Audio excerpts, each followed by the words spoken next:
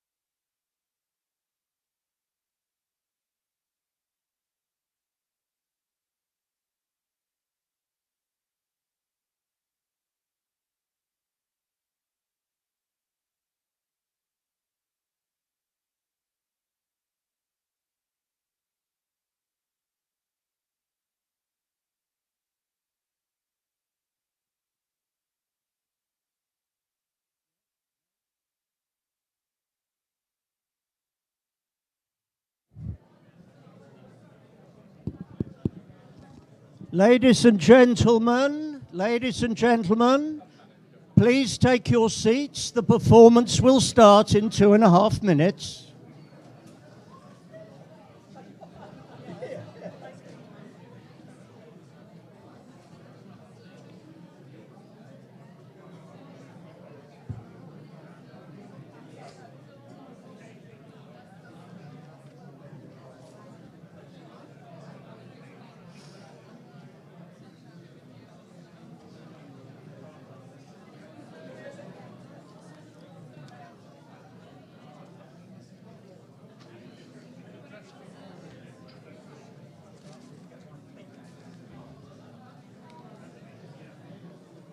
So who are proposing? We know who's proposing. We know who's proposing you. Proposed by Dorothy. That's good. She's around. No. Has been proposed. So who else have we got up for proposal this time? Well, it's just Bill and Richard.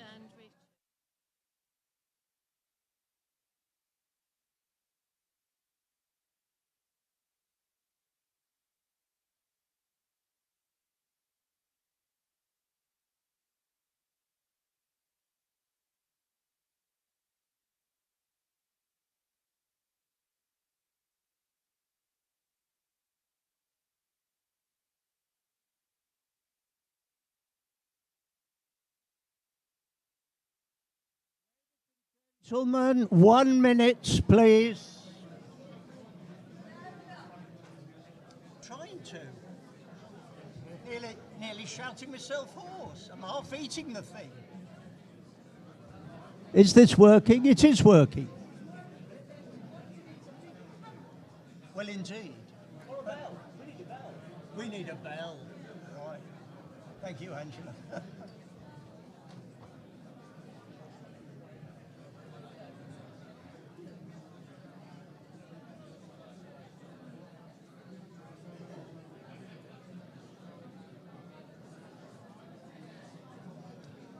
Right, ladies and gentlemen, we are ready to start.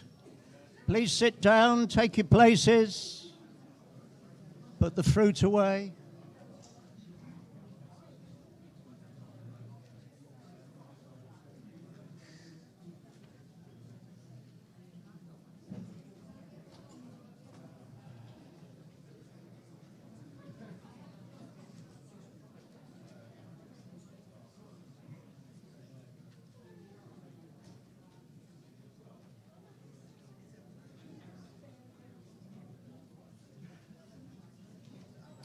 Right, we are about to commence the 33rd annual meeting of the Ringing World. Point of order, I don't think you can hold the AGM. Oh, right, thank you, Fred. The articles require you to give 21 clear days' notice. Name and take a microphone, please. Can someone give this no-named person, Fred, a microphone, please?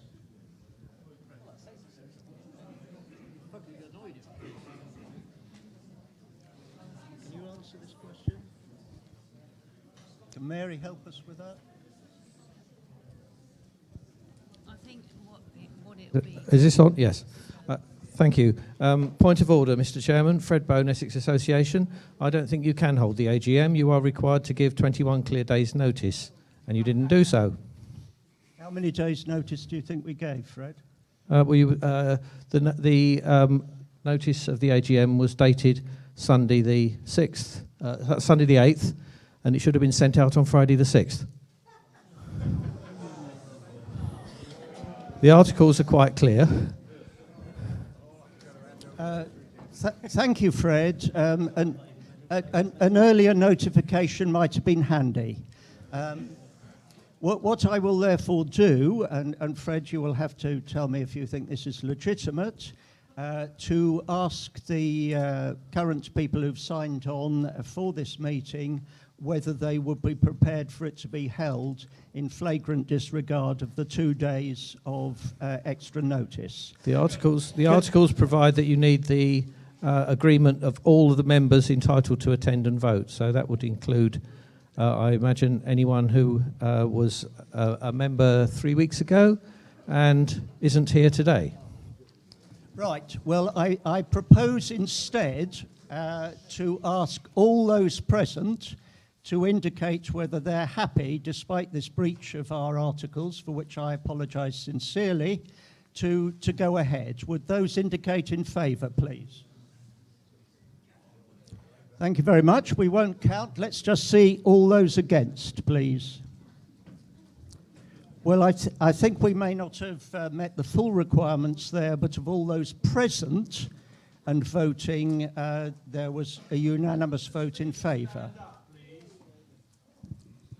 You want me to stand up? I was rather enjoying that. Right, thank you. So on that basis, I propose to proceed with the meeting and to start with apologies for absence. We have Claire. Oh, I don't know how many.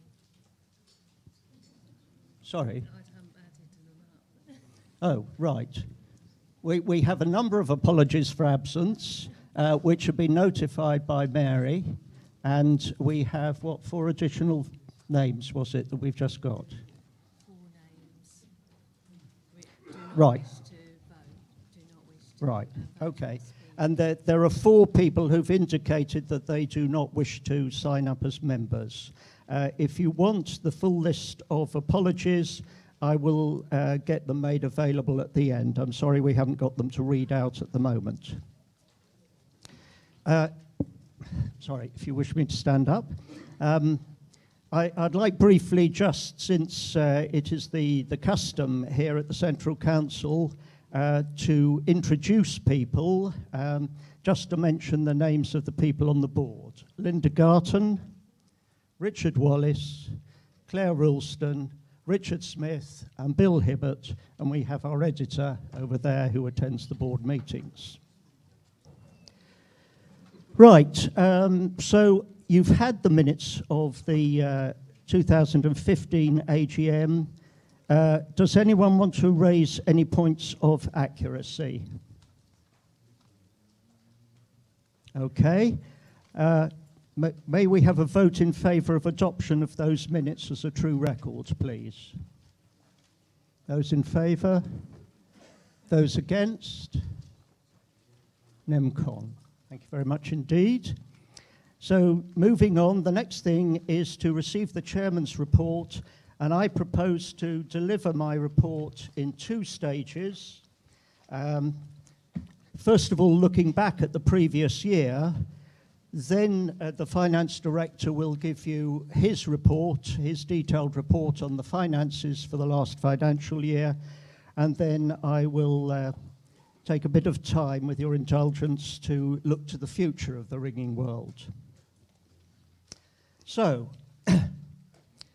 last year, my report concluded with: the board does not wish to eke out the reserves subsidising a loss-making operation until it has to close. It has plans for cutting costs, increasing revenue, and providing a more comprehensive service. These plans are intended to be implemented this year, but there's a lot of detail to be worked out, and it depends on the work of busy volunteers. We shall not get it right first time, but with the support and understanding of the ringing community, we believe a new future for the company can be developed. We asked you at the last AGM not to constrain our actions, but to allow the board to do what it deemed necessary to remedy the company's problems. You did not constrain us, and there was a helpful discussion at this meeting last year. Thank you very much for that. In 2015, costs continued to be cut. Expenditure was down 5% on the previous year. Income was increased by 5%. The services provided by bell boards were made more comprehensive. The support and understanding of the ringing community was sought and resulted in donations up by 90% on 2014. Thus, the operation ceased to be loss-making and generated a substantial surplus, having lost over £68,000 in the previous 7 consecutive years. On to the headline achievements for the year. We successfully published the Ringing World each week. Our thanks are due to our staff and especially to our editorial team of Robert, who continued last year in that role, and we are very grateful to him.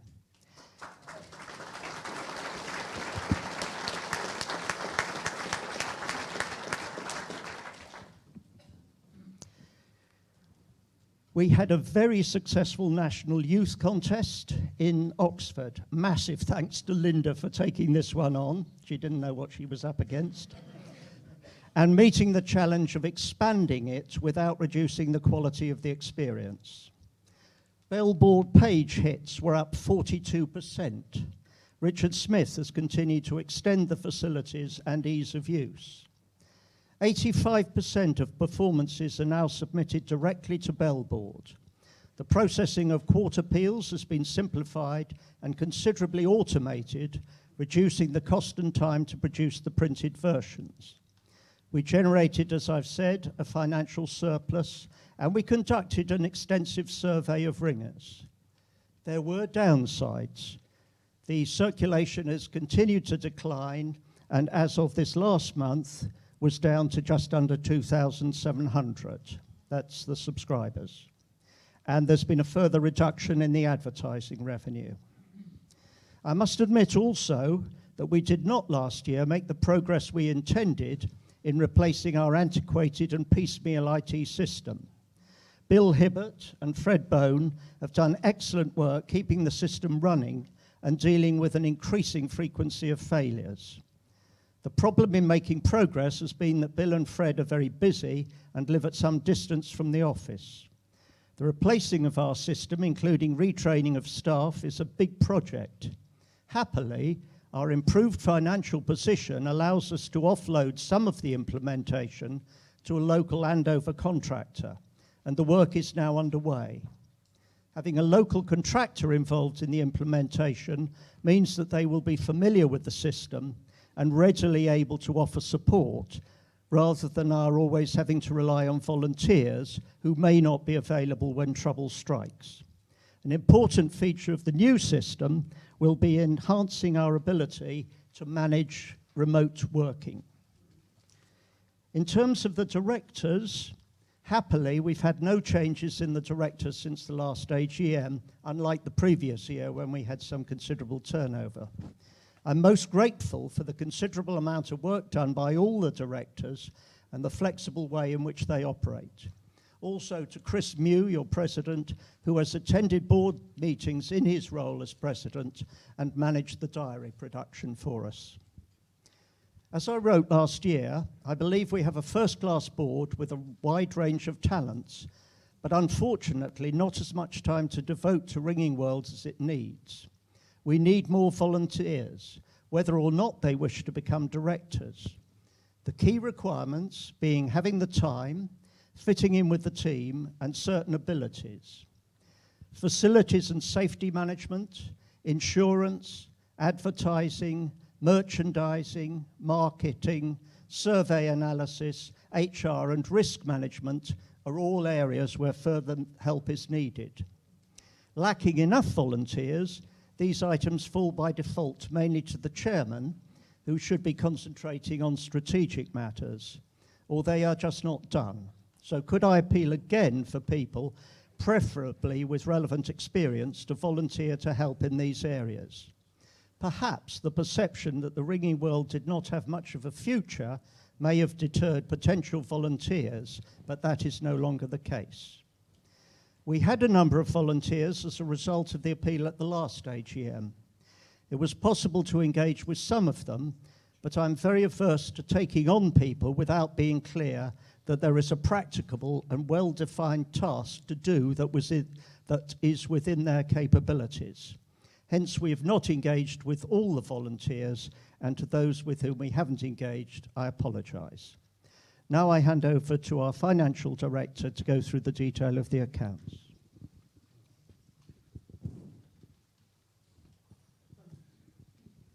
I'm very pleased to be able to report a £20,000 surplus this year compared to with losses in my previous years. There's been a turnaround of over £28,000 in the position of the company, and that has been tremendous. The headline difference is the enormous rise in donations this year, from a healthy and steady £26,000 last year to a figure only just short of £50,000 this year. The launch of the 70% challenge to prevent the need to charge for printing peels and quarters has been heartening to all the directors and those involved in the publication. We did not want to lose gift aid income nor pay VAT over to HMRC, and all those many who donated and continue to donate mean that we will not be going down that route. Donations have generally held up this year so far, but are nearer £3,500 average per month rather than over £4,000 that was the case towards the end of last year. May I encourage you to continue to show your support by giving a donation and pass that message on to the other ringers that you ring with on your travels and back in your associations and societies. Being an accountant, you would never expect me to say that everything in the garden is rosy. Subscription income is down as subscribers continue to fall. Whilst that does lead to lower printing and postage costs, it is not a sustainable situation in the medium term. I am also pessimistic about adverts and merchandise. The age profile of our subscribers is not attractive to advertisers, whilst merchandise sales are lower for what we believe are a number of reasons, including smartphone apps and a cultural change in reducing the number of Christmas cards sent, for instance.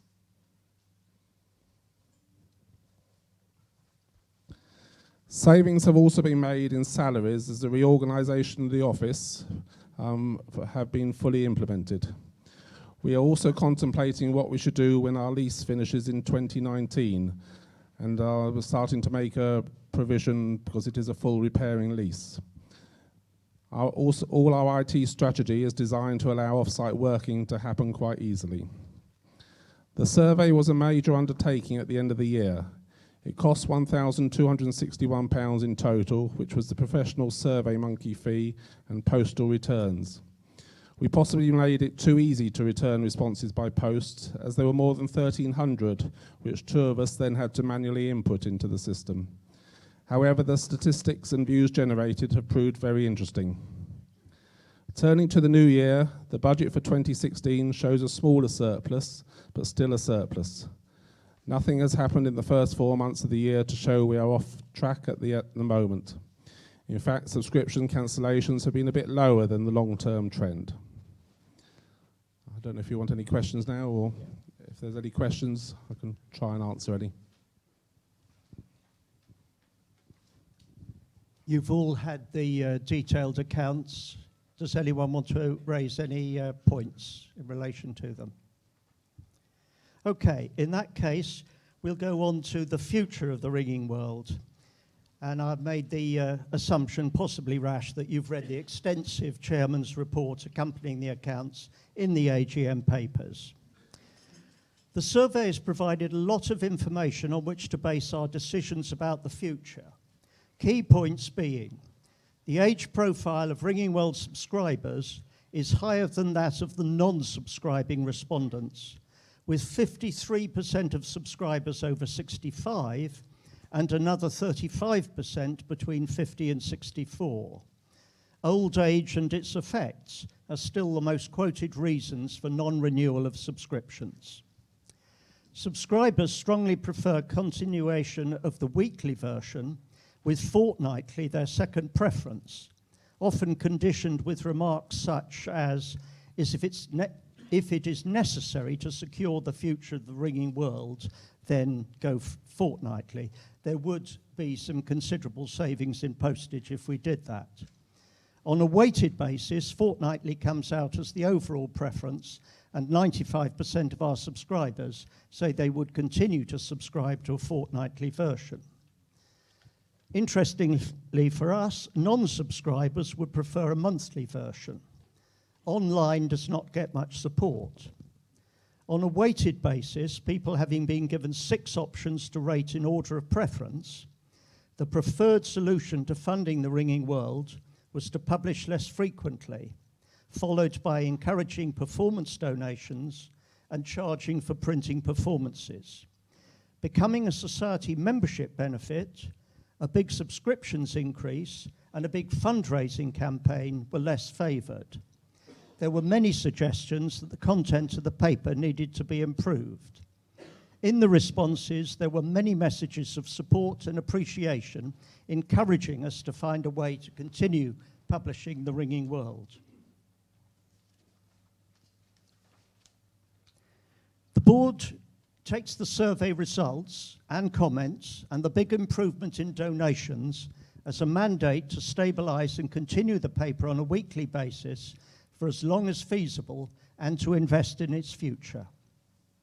By far the major current source of income is subscriptions, where over recent years a decline in numbers has been largely offset by annual increases in the rates. The age profile of our subscribers and recent subscription numbers suggest that at some time there could be a steep fall off in this income. One of the things we didn't get right in the survey was more granularity about the age profile above 65. That would have been useful to know which way it might be skewed. Balancing the books with donations is not necessarily reliable, but has proved very successful this year, and the board will encourage this to be continued. As I've written in The Ringing World, there were many views on how to finance The Ringing World, some, let's say, very strongly expressed, with many recommending just increasing the subs rate. But the majority verdict, taking into account the subscribers' preferences for a weekly version, was to encourage donations for performances. Please continue with the support, and with those who did not agree with the policy, now accept the verdict and come on board with the very modest requested donations for printed performances. The board has decided to keep publishing weekly until at least July 2017. The subscriptions and donations income will be monitored carefully as the year progresses. Should there be a significant drop-off in these, the board should be able to give 12 months' notice of a need to reduce costs by reducing publication frequency to fortnightly. The enhanced reserves give added confidence that this is feasible. We have already announced the appointment of Will Bosworth as editorial assistant, initially on a one-year contract. He starts on the 1st of September, but will be able to make some contribution before then, working round his other commitments. We hope that this will enable Robert to spend more time on implementing the editorial policy, and that together they will be able to extend the reach and attractiveness of The Ringing World. Efforts will be made to get new subscribers. Funding such efforts should not now be a problem, but additional volunteer assistance would be useful. In the short term, further significant savings, as in recent years, are not obvious, except in the processing appeals for printing, which we hope to tackle this year along the lines of what was done last year for the handling of court appeals. We shall also be looking very hard at the production process to make it more efficient and save costs. Longer term, a move to fortnightly publication and possibly dispensing with the office could deliver big savings, but the board would prefer to develop the product in whatever format so that it provides a sustainable income. The board is committed to continuing with the printed version as long as is feasible, but must recognise the changes in the exercise, the general aversion of younger people to read printed material or to pay for online material, and the fact that few publishers, large or small, have found a way of making money out of digital publications. Developments in economical low-run printing technologies may extend the life of our printed version and perhaps even allow us to produce printed editions overseas rather than incurring the current large postage costs. Ideas are being developed for alternative online offerings based on the highly successful Bell board, and we are looking at how other niche publications manage. Bell board applications, additional to those already on offer, are being considered, and some of them may be charged for. Richard Wallace has developed a detailed analysis tool on which to run the various business scenarios. There's been much discussion recently about the future of the exercise and the fragmentation of communications within it, which is split between Ringing World and the various social media. We at the Ringing World believe that there is an important ongoing role for the Ringing World to unite, inform, and we hope amuse the ringing community. We only have to find a sustainable way of doing so. Thank you very much.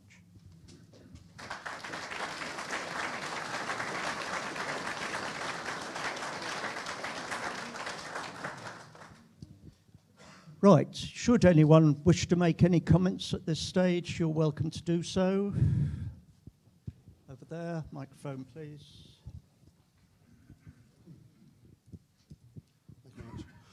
Paul Flavel, Surrey Association. You mentioned a fall off in advertising revenue.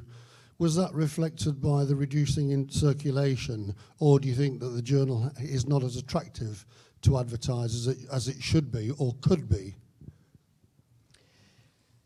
We have a rather limited range of people who find the Ringing World an attractive advertising medium.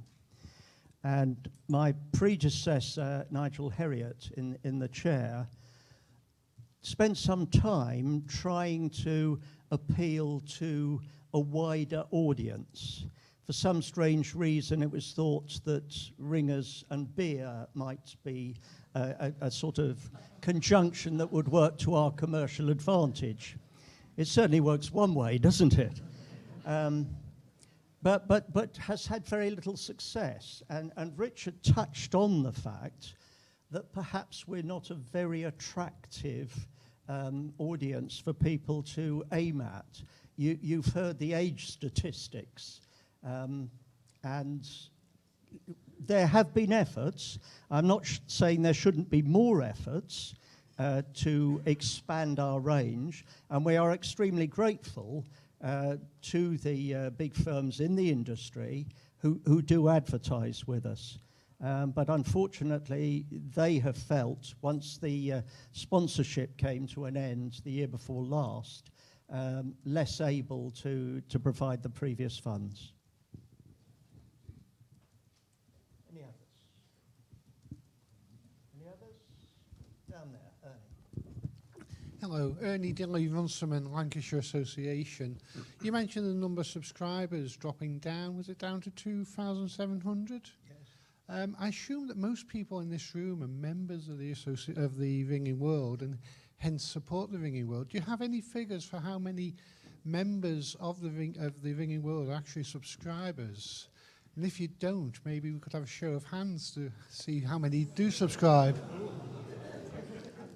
Ernie, we can rely on you, can't we? I'm tempted to say, can we have a show of hands to see if anyone wants a show of hands about that?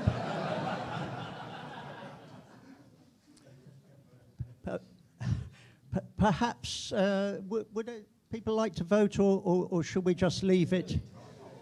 All right, I hear why not.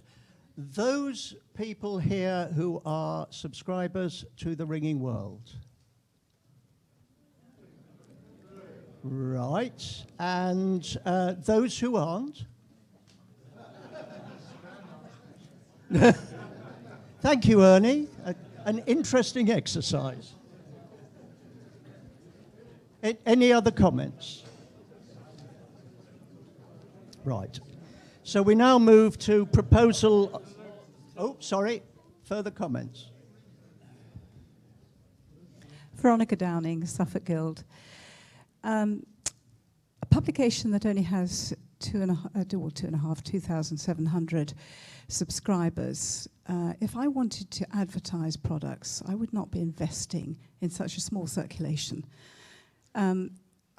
That's just fact, and I can't see how the life of the Ringing World is going to be extended while you've got fewer and fewer people subscribing. I personally would like to see the Ringing World become a membership benefit. But that's got to be done in conjunction with maybe what's going to be happening over the next 12 months with the review of the Central Council and everything else. But if it's going to be a communications hub for the exercise, it's got to have a greater circulation than 2,700, surely. I couldn't agree with you more, and we are not in any way averse to becoming the publication of a centralised membership organisation. But there isn't one at the moment that we can identify with, as you suggested. And the idea of negotiating with 66 associations and other societies for them to increase their membership fees so that we can get the income to provide it as a membership benefit. I mean, clearly there could be advantages in suddenly being more attractive to advertisers. You're quite right there. And we would love to reach a wider audience. There's no doubt about that. But at the moment, there are some clear complications and difficulties along the way. But thank you for that. We certainly won't be losing sight of it. Over there. Pat Hall's Derby Diocesan Association. I have my Ringing World paid for by direct debit, so I don't know how much you do to remind people whose subscriptions are overdue. But a friend of mine has it online, and she found out that she hadn't paid for her subscription when she tried to log in and couldn't get into it, and she was told, well, it's because you need to subscribe. I wonder if there's a way that people who subscribe online can be reminded that their subscription is due, or do you do that and maybe she was missed out? As far as I know, we do remind people, and the direct debit letters are sent out each year, but I'll take that on board. I would ask people, if you're having a problem, please try and raise it in the first instance with our admin assistant, Jackie Karras. She's not there on Wednesdays, but the rest of the time she's available on the phone. And if in any dealings with the Ringing World at any time, having gone through the proper channels, you are still frustrated and not getting the result you're looking for, the buck stops here. There is an email address, chairman@theringingworld, and please use it, but please, in the interests of my time, only use it when you've failed through the normal channels. Over here first.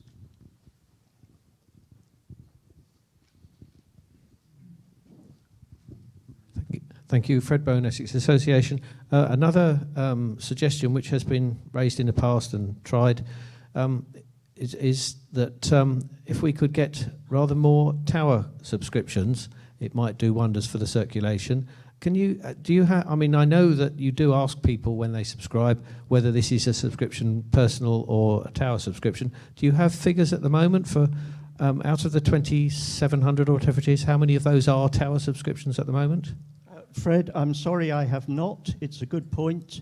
And yes, we ought to look at that. We do encourage tower subscriptions, but hope that they don't get immediately offset by personal subscriptions, thereby being cancelled. There's a question at the back there. Well, it's more of a comment than a question. I wasn't here last year, I'm afraid. Oh, sorry, Peter Harrison and Seb, sorry. I wasn't here at the meeting last year, but I just want to actually applaud the Ring World for actually having the online version. As someone in Australia, I actually use the online version only for subscribing to the Ring World, and I get to see what's happening immediately rather than having to spend, I think it's nearly up to £200 a year to have it sent out. Very close, yes. And on top of that, whenever Australia Post is bothered enough to send me some mail as well. So from those of us who are not resident over here, it is a wonderful tool, and if that wasn't available, I wouldn't be subscribed still, but because that's there, I and I know a number of others are in the similar boat. On top of that, I do know that some towers I can only speak for New South Wales, where I'm resident, they do still have a paper version sent over to them, but because of the costs, and it's not the Ring World's fault, it's what postage is, it's not an option available to all towers, unfortunately. But the digital one is a very good one, and for those of us who are not from here, I would really recommend to take that up. Thank you very much indeed. We are terribly aware of the huge price we have to charge because of the postage, and because of that, we only just cover our costs on those subscriptions. Here. Hi, Doug Davies from Kent. Just a quick thing to Peter with regards to people having to pay more for postage to get it abroad to get a paper copy. Why can't Towers subscribe to the online version and print a copy?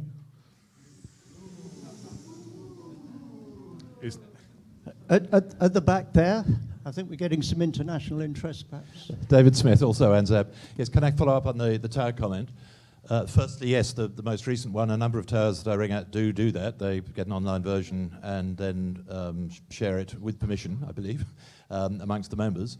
But quite apart from the fact that there is a very substantial cost, as Peter said, in getting the printed version across, the typical tower in Australia and New Zealand, if such a thing exists, you will find copies of Ringing World lying around, and people do read it at practice notes.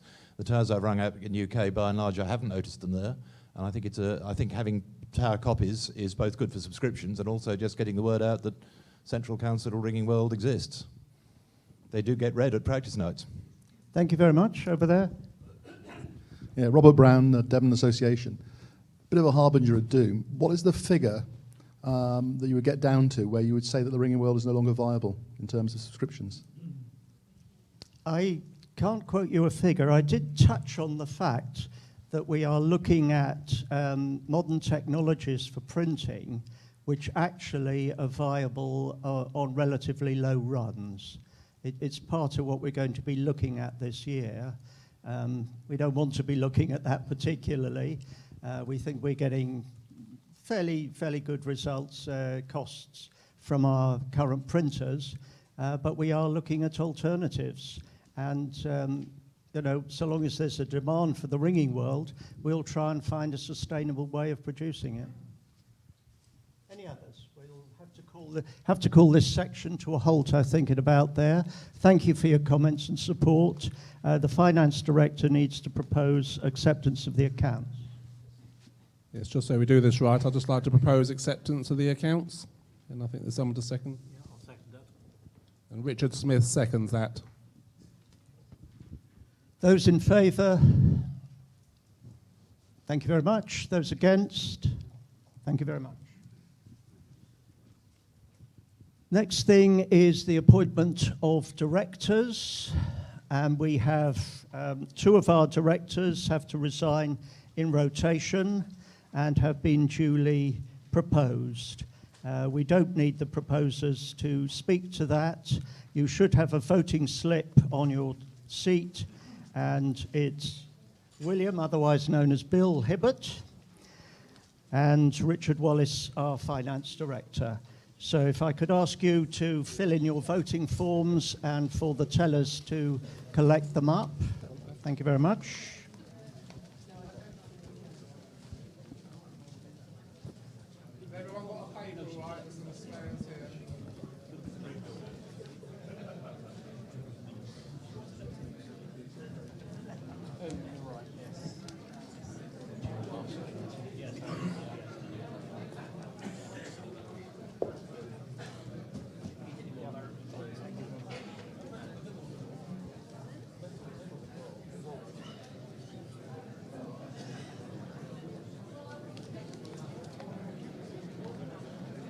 So far, some points we just need the independent examiner and any other business.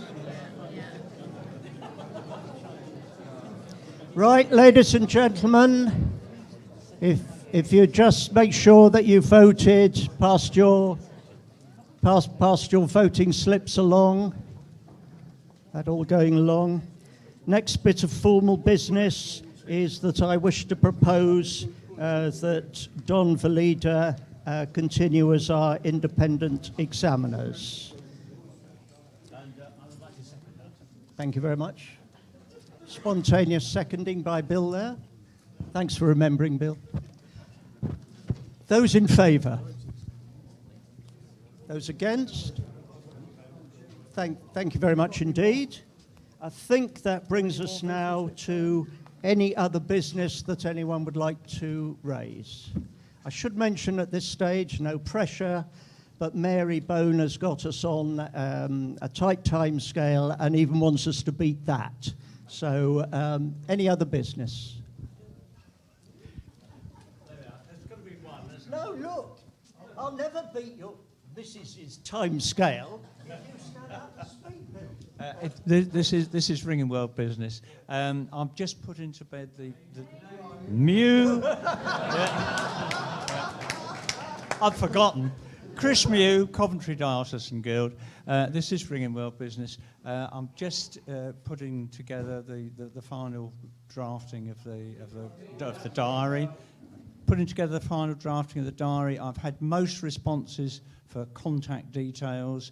If your association hasn't sent anything in, please G them up to do it. If you also know of any unaffiliated organisations that you happen to be in touch with, again, jog their memory that we need their up-to-date details, or they will go in as they were for 2016, they'll go in the same for 2017. Thank you. Thanks, Chris, and thank you very much for carrying on production of the diary, and apologise to Mary for my earlier indiscretion and mistake. Right, anything else? Any other business? Yes?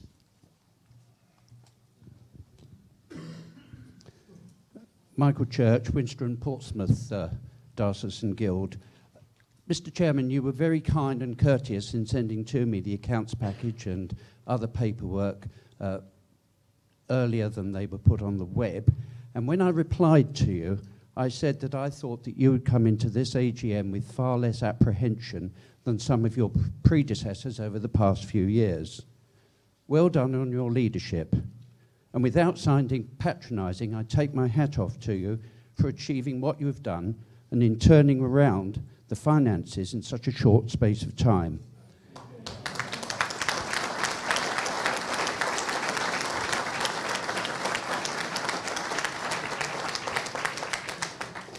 And I freely admit to you that I was firmly one of those in put up the subs camp.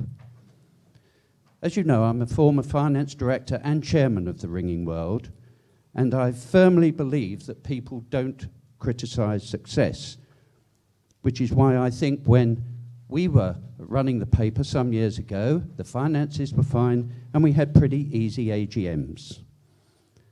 I'm sure that if you had the choice, you'd like to run the company and turn in a surplus without taking donations into account. We always wanted to budget without them, but never could. But in fact, the goodwill, I think, is the largest asset of the Ringing World. And as I've maintained, its vulnerability is why donations are made. And that was evidenced by your appeal last summer. So well done to you and your team.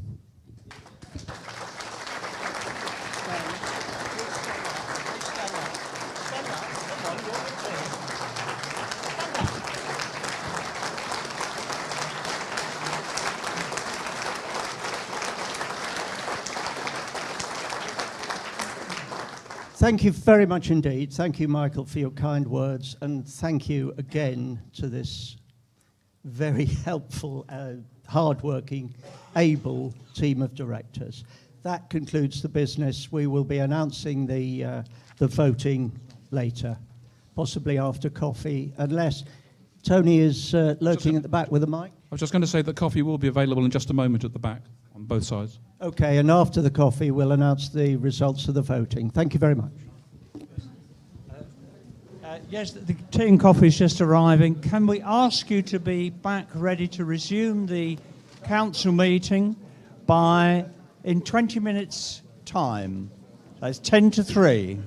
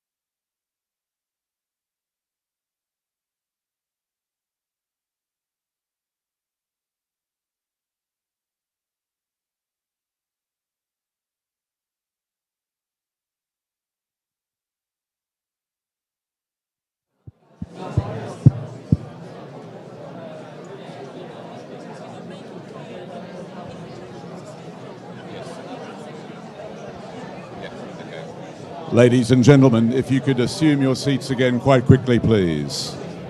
Ladies and gentlemen, we're about to restart the afternoon session. Thank you.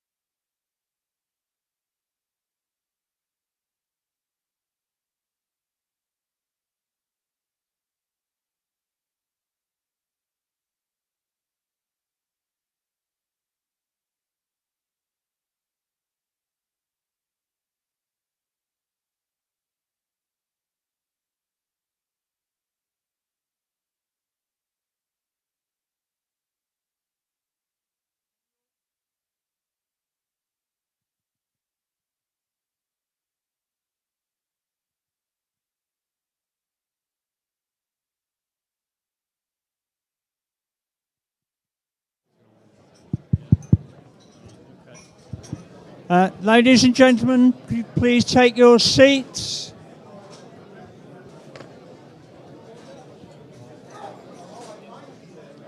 Please take your seats and settle down. You can take your cups of tea with you and put them under the seat afterwards.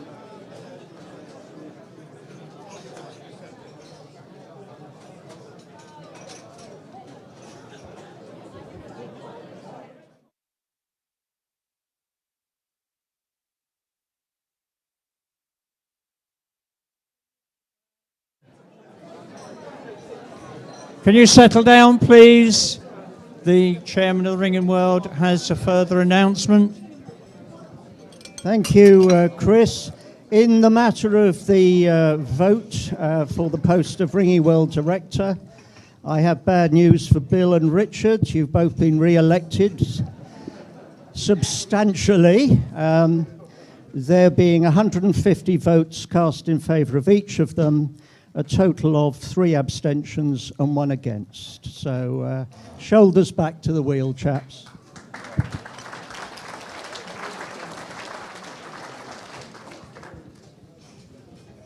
Right, now we're going to resume the agenda where we left off. We're on to motion H, which Peter will explain to us. I understand it is really a non-controversial enabling motion. You're not asked to preempt for future decisions. Okay, thank you, Chris. Yes, so I'll try and keep my comments on this one much shorter than last time. There are two main aims. You'll see the four parts. Parts 1 and 2 address the question of whether we need a framework of decisions at all, and then sets out some basic requirements for them. And in parts 3 and 4, the motion provides a scope for the Methods Committee to work on further changes. So the consultation that we did last year revealed a range of opinions when it came to the details of the technical decision framework. But with a few exceptions, most people who participated, both in the consultation and at the Southwark meeting, seemed to feel that there still was a need for decisions. So parts 1 and 2 just summarise the conclusions of that discussion at a very high level. Obviously, lots of points I haven't included in there. So going forward, one aspect of the way things operate at the moment is the decisions codify requirements for appeals and methods based on common and historical ringing practice.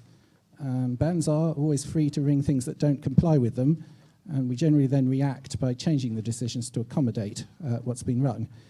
However, this process can take a long time to achieve and can generate a certain amount of bad feeling whilst it's happening. Now, whatever the decisions say, there will always be things rung that don't comply, but going forward we think it's worth relaxing some more of the current restrictions in order to reduce the chance of non-compliant appeals happening before they do. This isn't going to be an easy task, since there are lots of differing views on what should count as appeal or method, and what changes people personally like or dislike, would like to see or not like to see. If we were only to make the changes that everybody agrees on, we would end up with something pretty similar to what we have at the moment. If we were to make every change that has been made, we could end up been proposed, we could end up with decisions that people here wouldn't really want to accept. So we're trying to strike a balance between the two. I don't think this is an appropriate time to go through any more details of what kinds of changes should be in scope for our work. As you can see in 4A, we've listed a couple of examples, but if the motion is passed, we would use the Methods Committee website to publish a fuller list of the areas we think that should be considered, along with a list actually of ones we think are too contentious for now. So I would encourage council members and the wider ringing community to comment on this so that we can take it into account when we're preparing the draft. You'll see in part 3 we give a timeline. I know we haven't always been as speedy in doing some of this work as we like, so as you might like, so I have put an explicit timeline in part 3. So with that, I will hand over to Robin and see if he has anything else he would like to say. I'm quite content to formally second the motion. Thank you.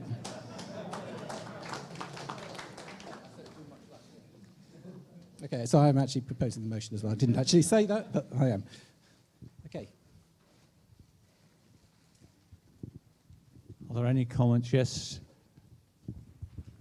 Tony.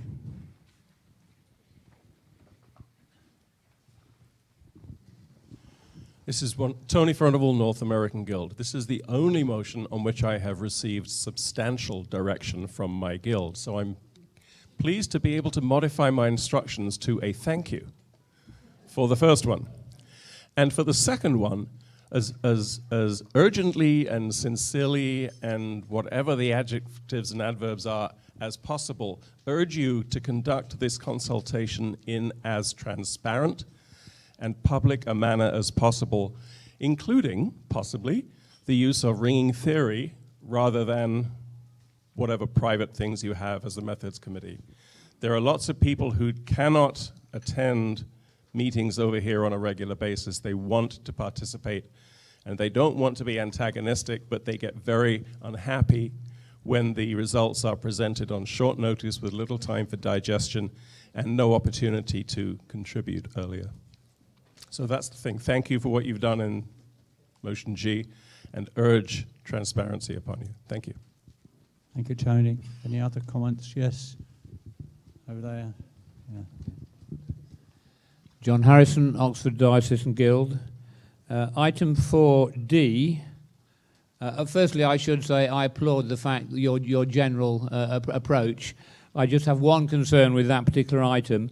The process for recording and handling non-compliant appeals, that presupposes that the concept of compliance and the fact that there will continue to be sheep and goats, otherwise known as compliant and non-compliant appeals, will continue.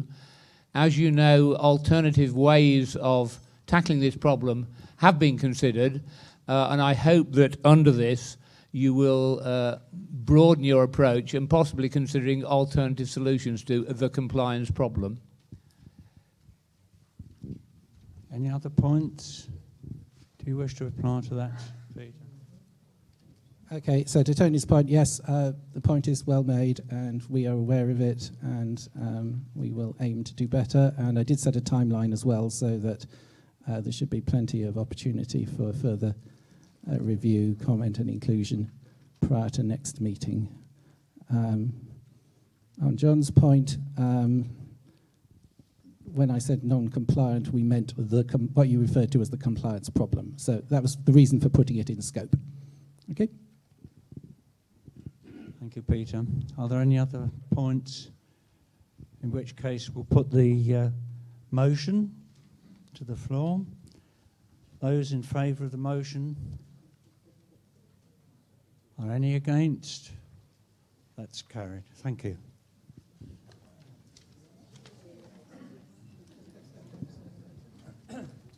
Now we come on to the question of committee reports and elections, which I hope we'll be able to crack on. I know you all want to get out in the sunshine again. Could I please ask committee chairman and their proposers and seconders to be ready to come and speak at the microphone. Committee chairman, please don't reiterate what's already in your report. It's been printed and hopefully read by everyone. Obviously, if there are any new activities which or future planned activities which you wish to report on, that's fine. But we've all seen the reports themselves. So can we start off, please, with the Administrative Committee. Mary. Right, thank you, Mr. President. First of all, I'd like to apologise to all of you for the delay in producing this year's supplement. And I think you deserve a short explanation. Although after some last-minute changes, it was emailed to the Ringing World office by the agreed deadline on the 22nd of April, Robert was unable to access his email in order to send it on to the printers until the following Monday. You've heard Nigel talk about various problems there have been in the Ringing World office. After that, we discovered there was a problem with the Central Council mailing lists, and that took Peter Trotman a bit of time to sort out as well. So I couldn't actually email all of you and say, stuff is up on the website ready for you to look at. And there was a bit of delay in my receipt of paper copies of the supplement for those few of you who still don't have email and to whom I had to post stuff out. I'd particularly like to thank Fred for typesetting the supplement this year in order to save time and effort and hassle in the Ringing World office. We know the staff are already very busy in getting the paper out week by week. And I'd especially like to thank Jackie. Would you like to stand up, Jackie? Take a bow for the front cover.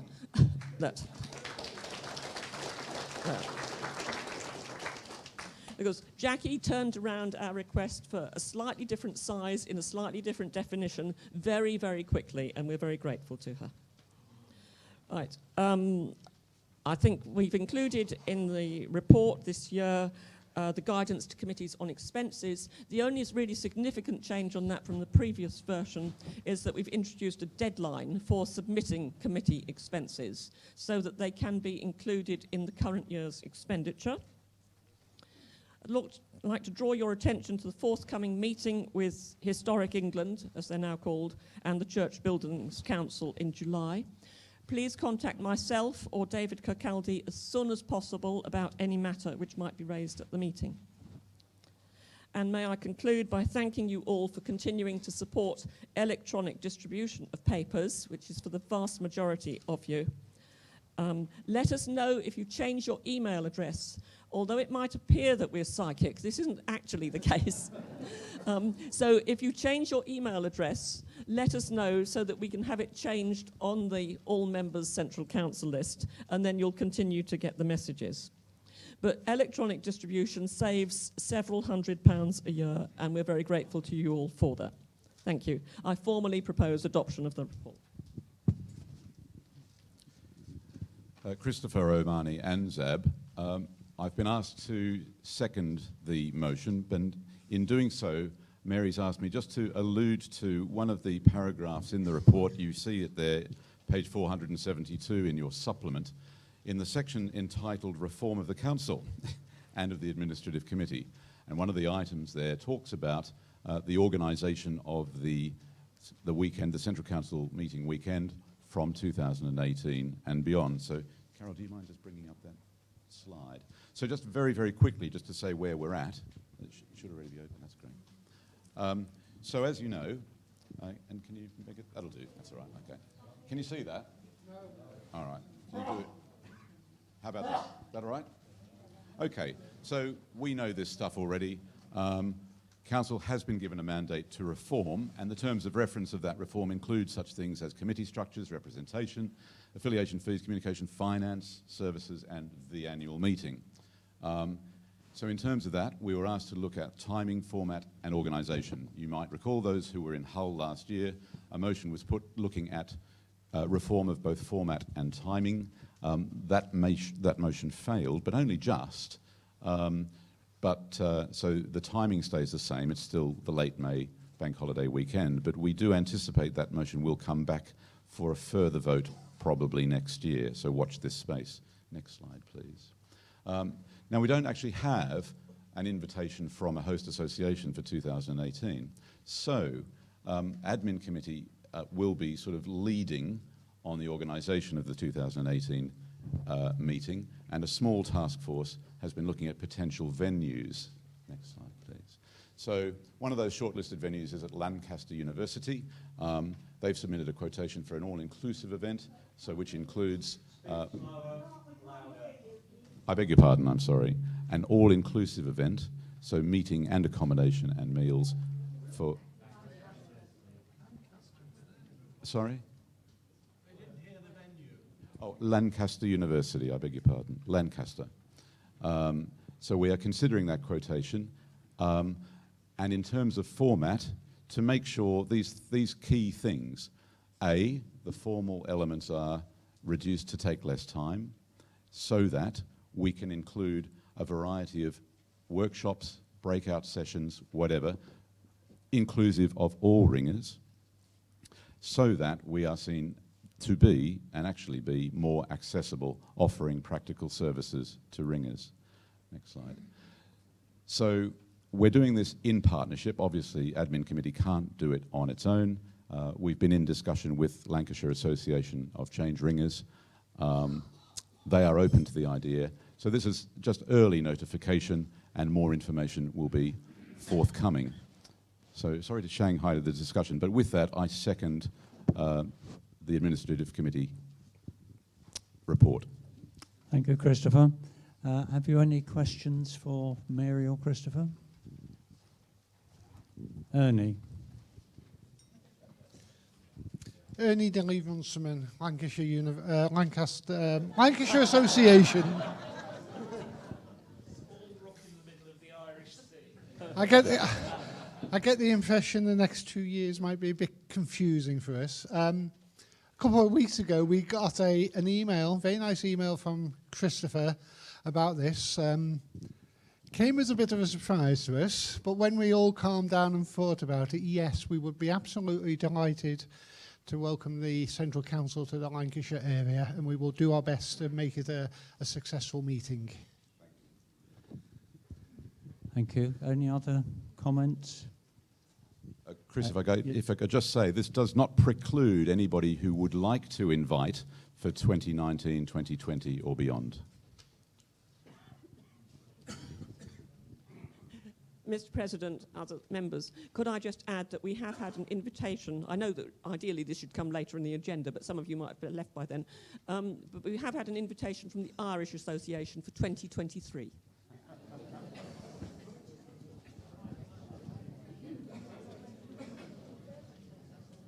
Right.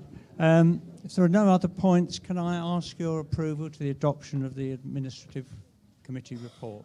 Those in favour? Any against? No, thank you very much. Now we have 4 vacancies on the Administrative Committee, so this is your chance to shine, or those of you wish to nominate. So we need up to 4 persons nominated. Michael Church. Michael Church, Winchester and Portsmouth Diocesan Guild. I'd like to propose the name of Andrew Wilby. What can one say about Andrew? I think that what we should be saying is it is so good to see Andrew with us here today after the last 6 months of trauma.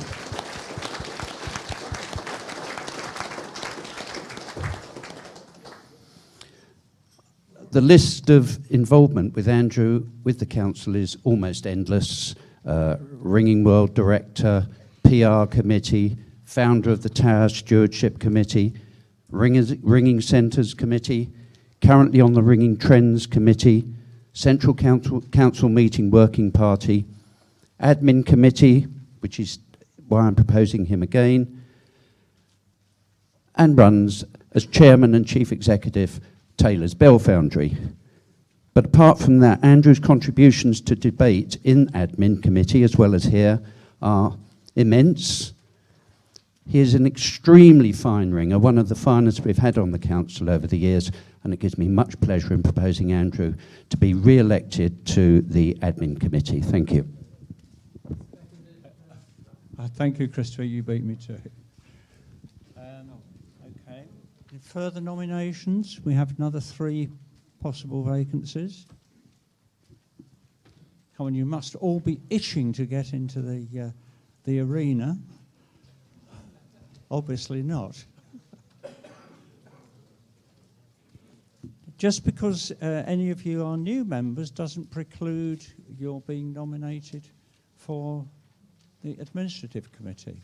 We need some fresh blood, as you only have to look at me to see that.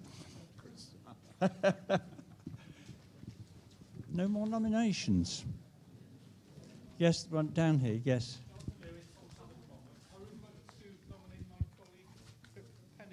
Onto the Administrative Committee. Pip is probably very well known to all of you. Also worked with the ARC and would be fine position to your... Right, we have a nomination for Pip Penny. Is there a seconder for Pip Penny? Yes, thank you. Jill Hughes, Derbyshire Association, thank you. Are there any more? We have 2 more vacancies.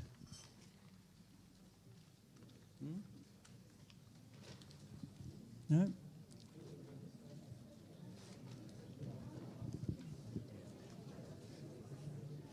Let's go.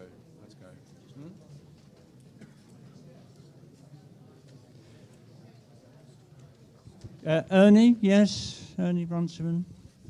Ernie Denley Runciman from Lancashire Association. Right. I'd like to nominate my colleague here, Giles Brundle from the Lancashire Association. Right, thank you. There's a seconder for Giles Brundle. Yes. Thank you, Lynn Hughes. Thank you, Lynn. Are any more? Sounds like an auction, doesn't it? No. Fred Bone.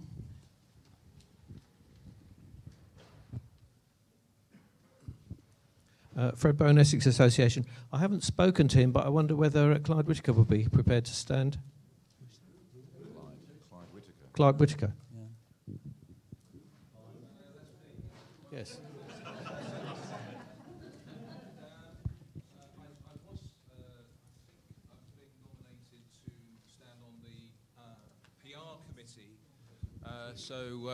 I appreciate the gesture, but I think I might be overcommitting myself if I did. But I would be very happy to support the administrative committee? Are there any specific pieces of work that needs to be done? You being on both, you know, Clyde. Sorry? It doesn't preclude you being on both, if you were willing to stand. You can probably hear the sound of phones being cracked. Yes, I'm happy to. Right. Did I hear a seconder? If not, I'll second you. Good. Alan Frost. Right, thank you. Right, we have 4 nominations for 4 positions. Are there any more? Right. In that case, if there are no further nominations, then I declare those persons duly elected to the Administrative Committee. Thank you.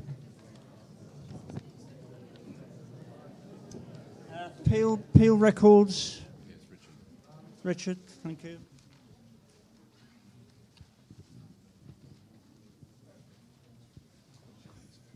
Come on, Ben, hurry up. Ladies and gentlemen, Richard Alton, Ancient Science College Youth. The report is, as it stands in the various pages in the supplement, the biggest of the lot. The only thing to add is we comment on page, I can't read it with my glasses, 477, there were 3 methods. Oh, sorry. On page 477, 3 methods were commented as not yet being published by the cut-off. They have subsequently been published and will be included in next year's report in a similar way the 3 from 2014 were. And with that, I propose the adoption of the report. Ben Duke, Society of Royal Cumberland Youth. I formally second the report.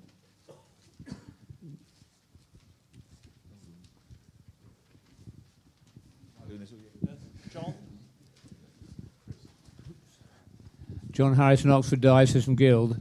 Given the decision we took a short while ago about partial extents in peels, should you not withdraw the comment that the peel of 5,100 is recorded as a 5,040 plus a little bit?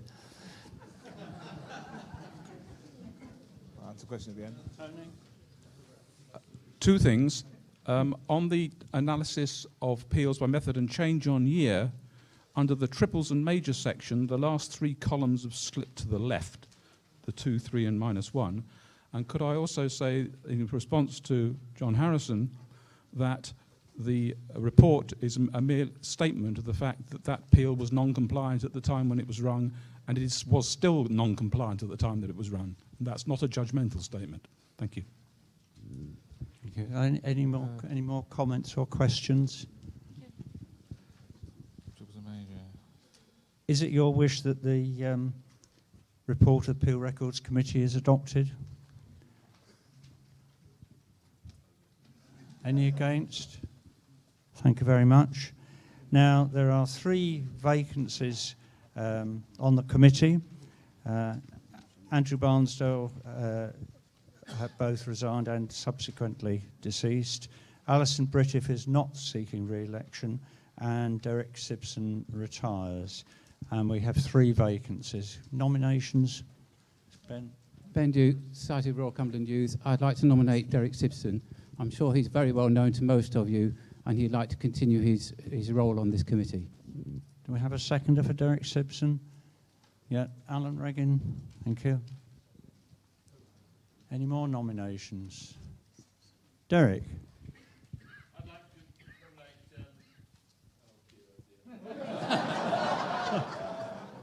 Can we have the microphone then? Name? Paul, sorry. Go on, carry on. Yes, from it.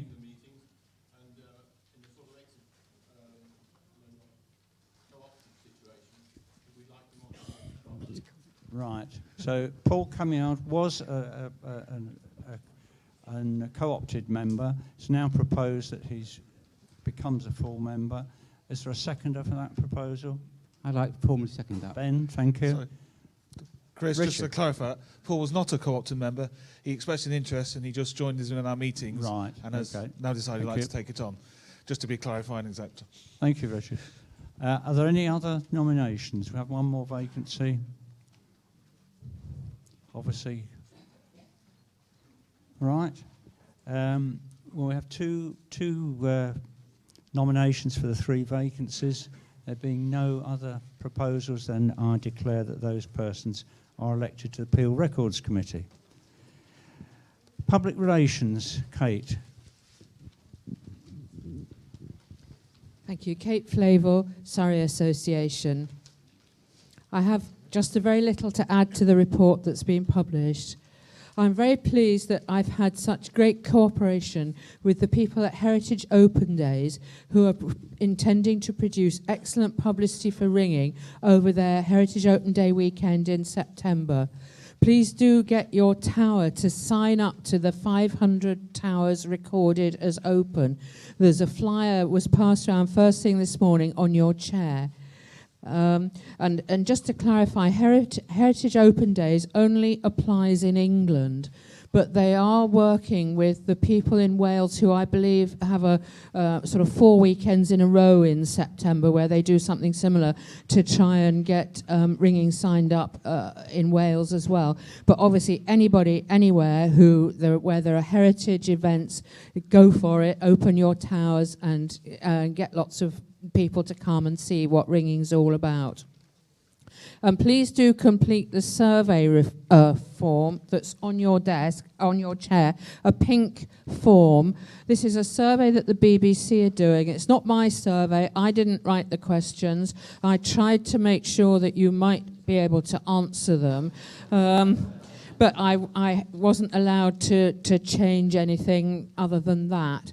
And please do give them back to me before you go today, if you possibly can. This is one form to be completed per member, not one per association, one per member, because it's your personal view of what you think of the state of ringing in your association, and you don't all have to agree that in your county what it is, just your personal view. And please do give them back to me, because if you post them off to the guy at the BBC who's running it, I won't be able to put it into my analysis that I want to do of what it is before I send them on to him. So please do fill those in and let me have them today. Unfortunately, we haven't had anything like the same degree of cooperation from the people who are running the Patrons' Lunch for ringing for the Queen's official 90th birthday celebrations on the 12th of June. But we are still hoping to create some publicity, and that you, who will be ringing over that weekend as well, will be able to create local publicity for that. For 2017, as well as we're hoping to be able to run a seminar for public relations officers of affiliated societies. The Heritage Open Days people have offered us, as a legacy to the work we're doing with them, the use of their media manager, who is a stunningly effective person and an inspirational speaker, and I think we'll be able to give some really good hints and tips to your public relations officers to help them get into relationships with local and national media. So watch out for that one.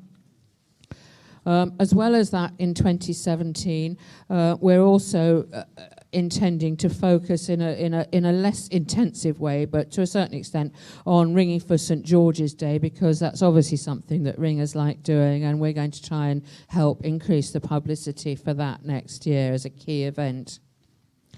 We are very aware that the council needs to up its game on PR. We are doing our best, and we know it's not good enough. We're looking forward to getting some new members on our committee to try and help us improve this in an area where we really do need to do more. Subject to that, I have pleasure in proposing the adoption of our report. Lynn Hughes, Guild of Devonshire Ringer. I'm happy to second it. Thank you, Kate. Are there any questions for Kate?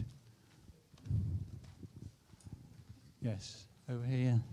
Tina Stockland. Tina Stuckland, North American Guild. However, on this question, I'm speaking for the Scottish Association. I know you mentioned some cooperation with Wales on similar types of events with the Heritage Open Days. Is there any way we can work with you? Scottish Towers have been opening their towers for years and Doors Open Day events, which happen throughout September. And we have had good publicity from it. But obviously, this is a big event. And if we could hook on to some of that publicity, it would help everybody, I think. Is that going to be possible? I hope it is. I'd be very happy to follow up with the Scottish Association separately. What the BBC are doing, I don't think is going to be restricted to England, although I'm afraid it is likely to be, because it's the BBC, restricted to the UK. But be very happy to include Scotland, Northern Ireland. I know there's also some sort of heritage event. I'm not sure if it's just one weekend or several, as you're saying. But very, very happy to share what we're doing and try and get everybody some spin-off publicity of this. Thank you, Kate. Something, yes? Ben Duke, Society of Royal Cumberland Youth. Regarding the BBC survey, could I ask for clarification of question 6? Does that mean demand from the general public for learning to ring, or demand from the church for ringing for more events? I think it means demand from the church for ringing. I think the kind of implication is if churches are perhaps not having so many services, or they're sharing them round in benefices or whatever, or if some churches are closing, is the demand for ringing reducing? Or is it going up because more people are getting married during the week and want bells? I think that's what they're asking. I know they're not the clearest of questions, these, and I'm sorry for that, but we're very keen to engage with the BBC, and this is how we do it. So please do your best at filling it in. Thank you. Veronica. Veronica Downing, Suffolk Guild. The way I'd interpreted that question actually was much more wide than the church aspect, because we've had an increased demand to ring for occasions like June the 3rd that's coming up, and so I think there is more demand from, if you like, the secular, from the nationally, and so I don't think it's just referring to is there more demand, from the church, but actually more widely. Okay, I think that's how I've answered that question. That's very fair. I think that's a good interpretation. That's fine. Okay, are there any other comments? In that case, can I ask, are you in favour of adopting the public relations report, please? Anyone against? Thank you very much indeed. Now, Matthew Sorrell is no longer a member of the council. Bruce Butler, Lynn Hughes and Michael Orme retire. Lynn Hughes has indicated she doesn't wish to stand for re-election. So we have 4 vacancies. Yes, Kate?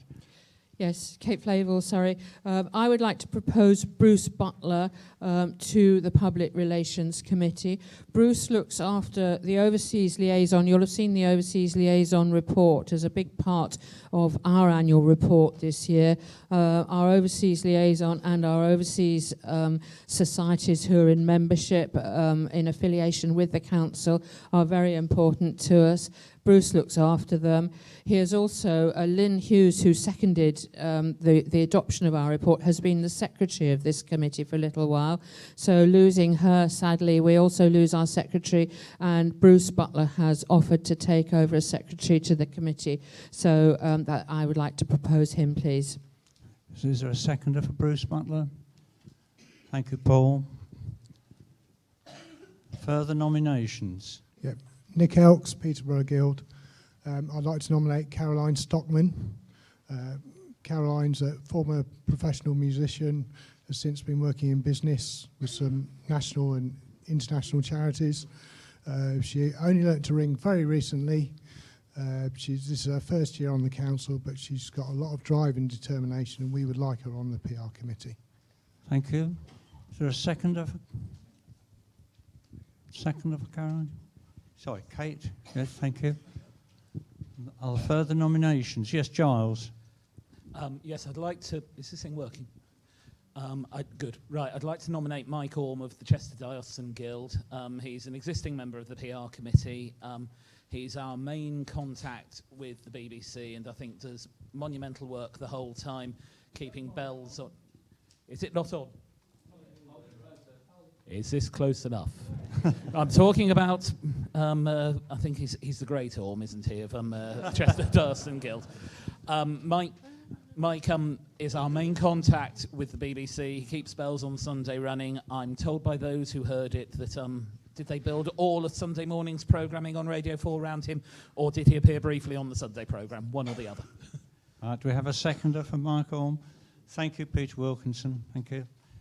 We have 3 nominations. We have another vacancy. Jackie. Jackie Brown, University of London. I'd like to propose Clyde Whitaker. He's a new member for the Middlesex County Association and London Diocesan Guild.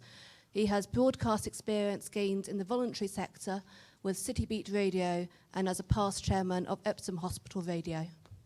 Thank you. Is there a seconder for Clyde? Yes, Linda? Linda Fodder. Right, we have 4 vacancies. We have 4 nominations. Are there any others? No, in which case I declare those 4 persons elected to the Public Relations Committee. Thank you. Now, can I ask the meeting's indulgence, please? Duncan Walker, who has hitherto been the chairman of the Education Committee, has to get to the wilds of Cumbria.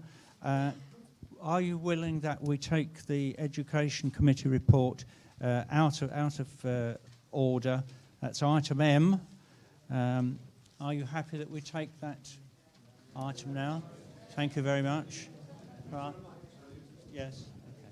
Thank you, Duncan.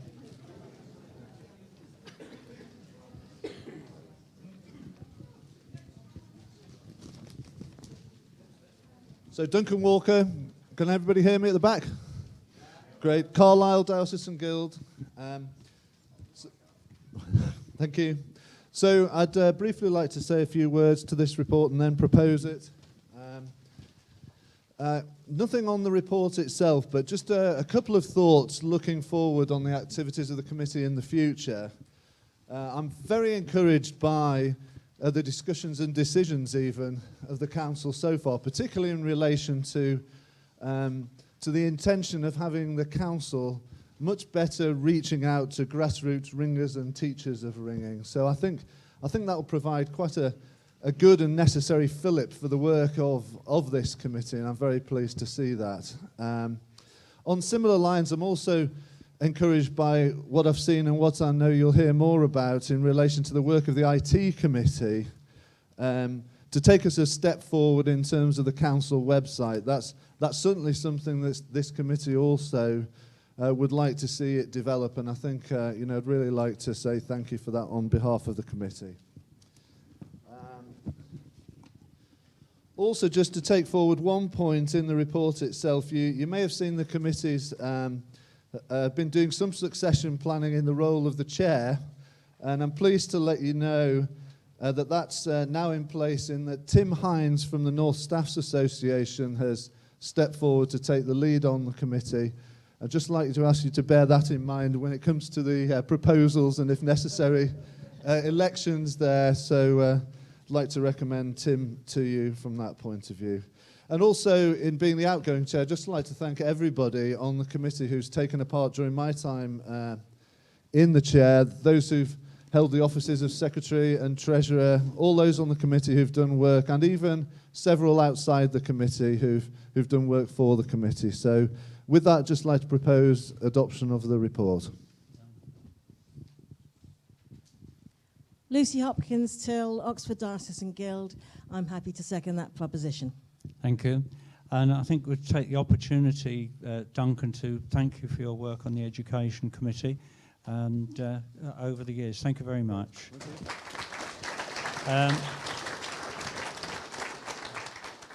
Now we have 5 retiring. And yes, okay. Is it your wish that we accept the report of the Education Committee? Yes, Roger, yes.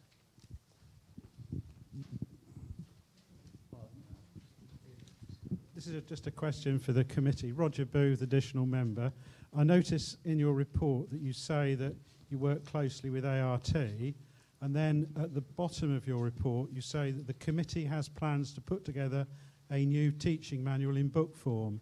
Now, the teaching tips book, which is the second most popular council publication, was originally written as the manual for the ITTS course. And I just wonder if the committee has talked about that with ART, because all the people who go on the ITTS course, there's I think well over 1,000 people have now attended, get that as part of their packs. And I would hope that the Education Committee, if it's redoing it, is doing that in conjunction with ART rather than trying to impose something on ART. Thanks. Thank you, Roger. Okay, I'll just give a fairly brief answer to that question, and it won't surprise you that's been a topic of discussion on the committee, but we have a good representation of members of ART and officers of ART on the Education Committee, so I think it's hardly likely there wouldn't be a good exchange of information going forward. But I think it is important to say that much as we might like it to be different, or many might like it to be different, ART hasn't got a full coverage across the ringing world, and there's many people teaching who are not yet on board, partially on board, not fully on board with ART. So I think it's felt that there is still a case for producing things for the whole ringing community that maybe ART doesn't yet reach all the parts of. Thank you. Yes, Pip. Hello, just to come back on that, Teaching Tips actually is used as a manual for the ITTS courses, the art teaching scheme, but it is a publication available to everybody. Thank you, Pip. Right, with that, can I ask you acceptance for the education report? Thank you very much. Now, we have 5 vacancies. We've had one nomination already from Duncan Walker for Tim Hine. Is there a seconder for Tim Hine? Yes, thank you. Veronica Downing. I have one as well, Chris. Another one, right? Yeah. Duncan Walker, Carlisle Diocesan Guild. I'd like to propose Chris de Cordova, also representing the Carlisle Diocesan Guild and formerly a member of the Beverley and District Association. Chris is a qualified teacher, also a qualified teacher of ringing through ART. She's a very active and innovative teacher of ringing in the Carlisle and District, Carlisle Diocesan Guild, and I know she's keen to take forward that professional and ringing experience to serve the council on this committee. Thank you, Duncan. Is there a seconder for Chris de Cordova? Yes. James Blackburn from Beverley and District, yes. Right, further nominations? Pat Halls. Pat Halls, Derby Diocesan Association. I would like to propose Jill Hughes as member of the Education Committee. She's been on the committee for some time. She is a very active member of art and has often given courses on their behalf, and I know that she will make a very valuable contribution to the committee. Thank you, Pat. Nomination for Jill Hughes. Is there a seconder? Angela Newing, thank you. Further? Tony Furnival, yes. Tony Furnival, North American Guild. I'd like to nominate David Smith as a member of the Education Committee. David is not yet frightened away by us, so that's encouraging. He's also going to be maintaining the international presence, which I think is very important for all committees because there are ringers outside the local area. David is presently the president of ANZAB, and he will bring with him a world of experience, both in business and in ringing and in all sorts of other exciting things, which we look forward to sharing. Thank you, Tony. Is there a seconder for David Smith? Right, thank you. Right, we've got 4. Right. We have another vacancy. Yes, we have a nomination over there. Jeff? Jeff Horrid, Hertford County Association, the Change Ringers. I would like to propose Pip Penny to this committee. I'm sure she doesn't need that much introduction from me, being well known by everybody. She's well qualified for this committee. She's enthusiastic, energetic. She's a current member. She's a member of ART, and we need her on this committee. So I ask you to propose to vote for her. Thank you very much. Thank you, Jeff. Is there a seconder for Pip Penny? Yes, thank you. Yes, Anne. Right, we have 5 nominations. It doesn't stop us having more. David Kirkcaldy. David Kirkcaldy, Sussex County Association. I'd like to propose Caroline Stockman for this committee. As you heard, she's a fairly new recruit to ringing and the council.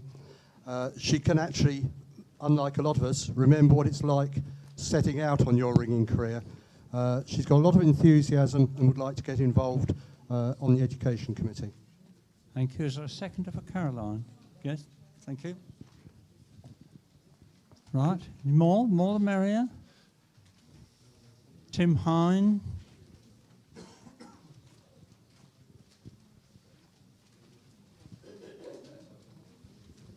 So Tim Hine, is this working? How's that?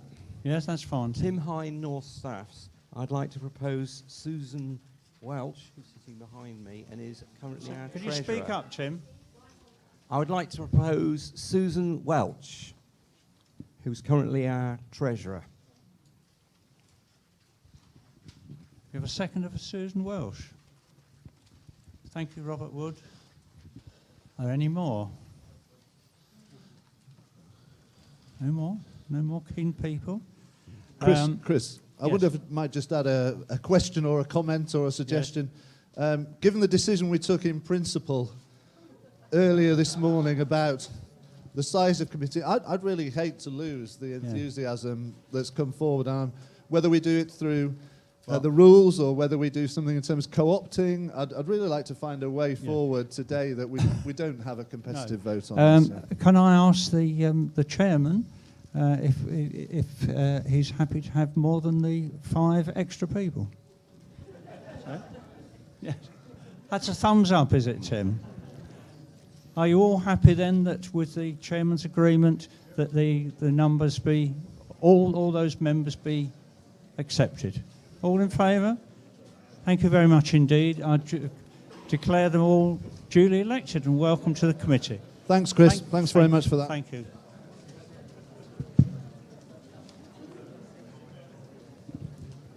Right, we'll now revert to item D, going backwards in the alphabet, but I hope we'll speed on. Publications Committee. Have to do anything. Beryl, thank you. Mr. President, ladies and gentlemen, Beryl Norris, Guildford Guild. I'm afraid our chairman, John Cooperthwaite, can't be with us today, so I am presenting the report, which is on page 480. I have only one thing to add to it, which is we have a new edition of organising a bell restoration project, which is on sale in the Fearless Room. I'd like to propose adoption of the report. Jan Wyatt, Ladies Guild. I'm happy to second adoption of our report. Thank you, Jan. Are there any questions for the committee? No? In that case, can I ask your agreement to the adoption of the report?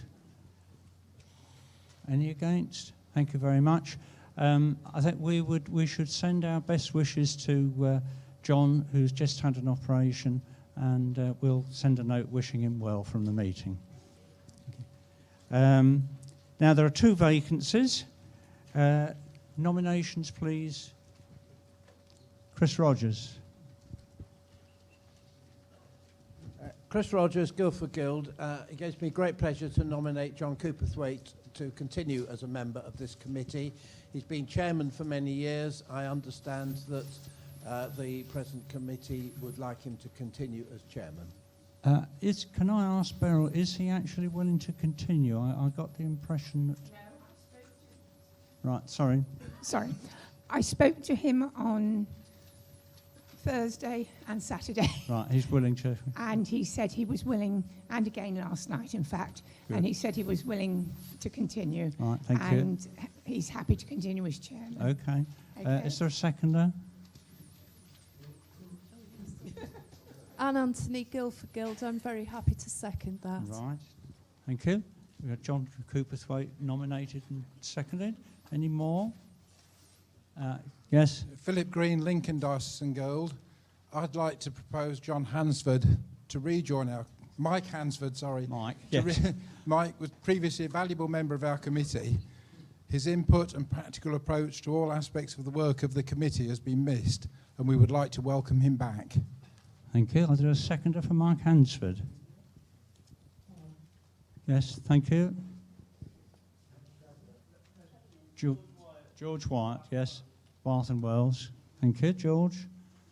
Are there any other nominations? We have 2 nominations for 2 vacancies, John Cooperthwaite and Mike Hansford. Are there any other nominations?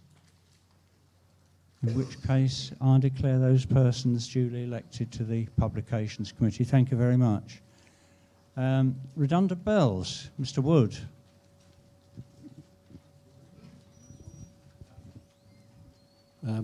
Mr. President, Robert Wood, University of Bristol Society. I have nothing to add to the report on the Committee for Redundant Bells, other than to thank my fellow committee members for their work and support over the last year. David Westburn, Peterborough Guild. I'd like to second that report. Thank you. Are there any questions for the committee? Yes. Robert? Robert Perry, Truro Guild. Not a question so much as a comment. There's reference in the report to festival churches. In the Diocese of Truro, I can report to you that we now have a festival church. The lease on the building to a trust was signed only a fortnight or so ago. So it's very early to say, too early to say, in fact, what impact, if any, that will have on ringing. But it does obviously mean that in that particular church, there will be services on only a few occasions each year. The PCC there is relieved of the obligation to maintain the building, which it is quite incapable of doing because it's an enormous building and a very small congregation. But it's obviously a sign of the way forward, and it'll be interesting to see how this pans out in other areas as we go forward. Thank you, Robert. And I think it's interesting that the change of terms of reference of the committee, as you heard earlier on in the meeting, are taking into account bells which have changed to other ownership. Yeah, thanks for that, Robert. Please keep me informed. I should be very interested to know how it goes. Thank you. Are there any other comments or questions? Can I ask for your agreement to the adoption of the report? Any against? Thank you very much. Bob Coors and Robert Wood retire in rotation, and we therefore have 2 vacancies. Can I have nominations, please? Yes, I'll do this lady first. Anne Anthony, Guildford Guild. The Committee for Redundant Bells is continuing to review and develop the way that it works. Robert Wood has been involved with this committee and is very keen to be on the committee to help that go forward and to continue the work of the committee. So I'm very pleased to nominate him for that committee. Thank you, Anna. A seconder for Robert Wood? Right at the back there. Right. William Sands. Yeah. Okay. Yes, Julian? Julian Newman, Salisbury Guild. I'd like to propose Robert Coles for the Committee for Redundant Bells. He's a past chairman and we would like his experience on the committee again. Thank you. The seconder for Bob Coles. Right. Thank you, David. So we have Bob Coles and Robert Wood nominated. Are there any other nominations?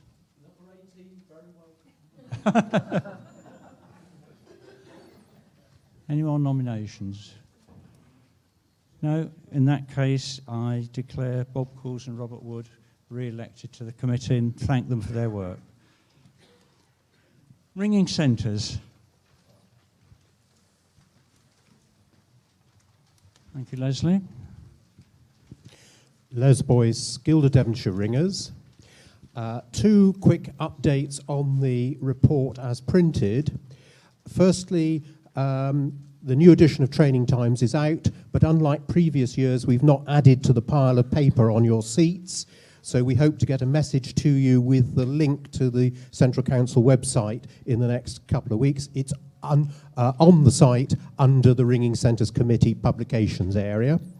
And it, given the fact that it's now just electronic, it's twice the size that it was last year. The second update is that earlier this year we found ourselves, after several resignations, without a committee chairman, and really we were a little bit pondering what the future of the committee should be. We've had 2 meetings since this report was published, and at the meeting in Birmingham a few weeks ago, we considered 4 options.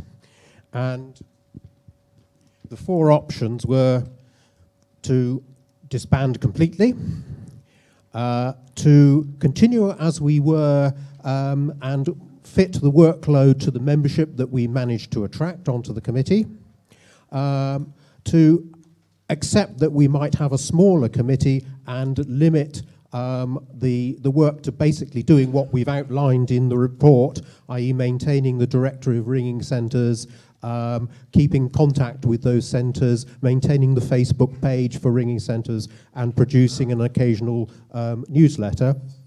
And the third option, the fourth option was to reform as a working group that might report to another committee of the council. Now, I think we were quite prescient in our decision to continue as we are and reduce our workload or fit our workload to the number of committee members we attract, given the decisions we've taken earlier today. So that's what we're doing for the moment, and any proposals for change will obviously come to next year's meeting. And with those 2 updates, Mr. President, I'd like to move the adoption of the report. Thank you. Philip Bailey, Ely Darcy Association. I've great pleasure in seconding it. Thank you. Thank you, Philip. Are there any questions for the committee? Comments? John Harrison. More of a comment than a question. In 2007, Roger Booth, who at the time was chairman of the Ringing Centres Committee, and I, who was chairman of the Education Committee, negotiated a successful agreement whereby we felt it was essential to merge the 2 committees' work. Sadly, one of the committees didn't like that idea, so it didn't happen. Maybe, given the comment that was just made about the possibility of linking with another committee, that is something that should be considered again, given that we are often accused of creating committees and being incapable of decreating them. Thank you, John. Any other comments? Can I then ask the meeting... Can I just respond to that, please? Yes, Chris? sure, Yeah. surely, sorry. Yes, committees are not noted for their willingness to fall on their swords, are they? But in fact, part of our discussions when we met yesterday was to propose some work that we felt should be done in conjunction with the Education Committee.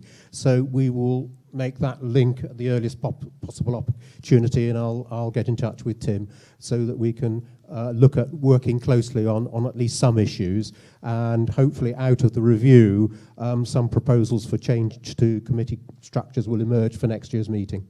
Thank you, Leslie. Yes, work in hand. With that response, can I ask the meeting to accept the report of the Ringing Centres Committee? Any against? No, thank you very much. Matthew Sorrell is no longer a member of the council. Leslie Boyce and Pip Penny retire in rotation, so there are 3 vacancies. That's what I've got down here. Mr. President, I'd like to make a nomination, please. Yes, Les Leslie. Boyce, Guild of Devonshire Ringers, I'd like to propose Maureen Frost from the Dorset County Association. She attended our meeting here yesterday and gave us an update on her local ringing centre.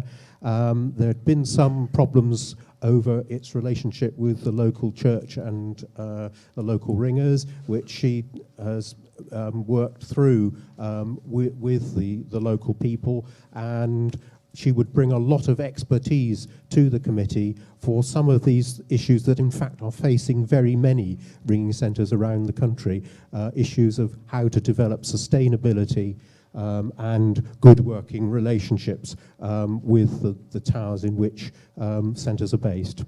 So I'd like to propose Maureen. Thank you, Leslie. Is there a seconder for Maureen? Norman, do you second? Thank you, Norman Mattingly. Further nominations? Pip. I'd like to propose Les Boyce. He rushed in to the gap filled when the chairmanship became available or empty, and has been doing a wonderful job as coordinator of this committee.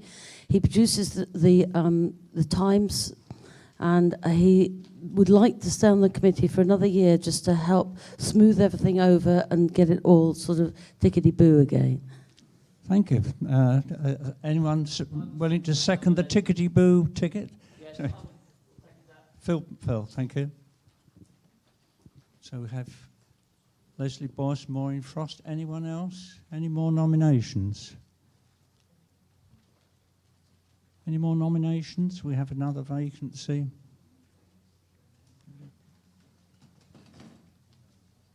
No?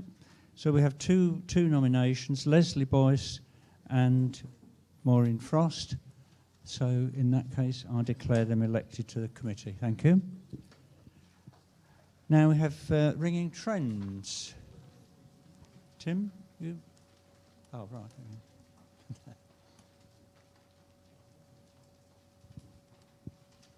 Hello, is this on you? Tim Pett, Oxford Dyson Guild. I have to say that I'm very unhappy to be proposing this report because it should be proposed by Elver Ainsworth. But as many of you know, and those who've read the report, because of a letter that appeared in the Ringing World, she resigned from the council and therefore from this committee. She was the person that was leading the survey that we were going to do on grandly called the State of the Bell Ringing Nation, an international survey, which was all ready to be rolled out. And in my view, the letter, which contained a number of inaccuracies and statements about her, which she took great exception to, should never have been published. And the result of it was that the survey was effectively stopped because nobody else was willing to take it on. And since then, Mark Ainsworth, her brother, has also resigned, and he was effectively the person who had set up all the technical aspects of it, including setting it up under Question Pro. And so the survey was stopped and nobody else has taken it on, and we're really not sure whether this survey in its present form will actually happen or not, but that will be up to the council to decide. So I would like to formally propose the adoption of the report. Deborah Thorley, Yorkshire Association. I'd like to second the report, and I now wish to inform the meeting that the remaining 4 members of the committee are standing down with immediate effect.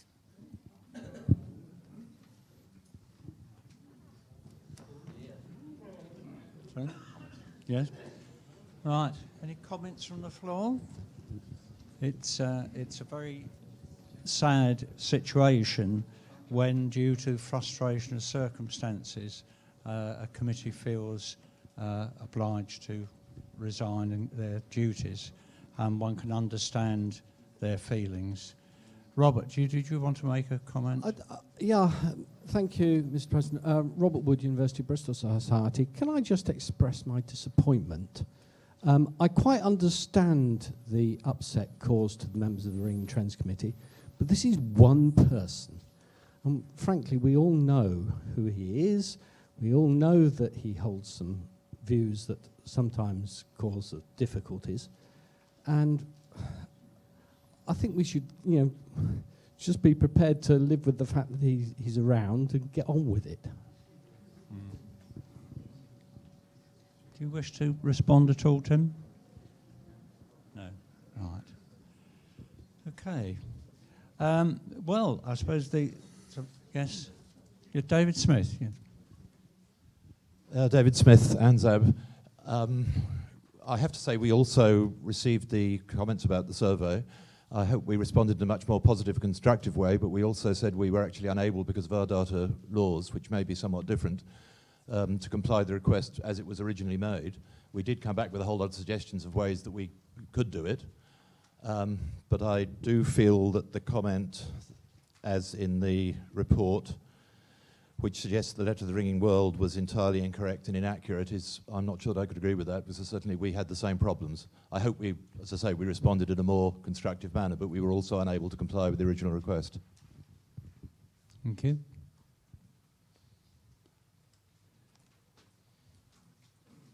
Yeah, Tony Furnival.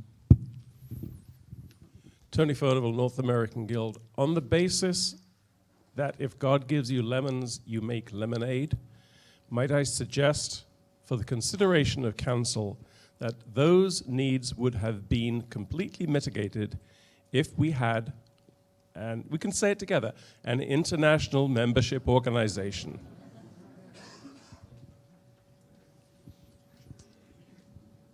Yes, I think we all know the root of the problem was the whole question of access to personal data. Yes, sorry.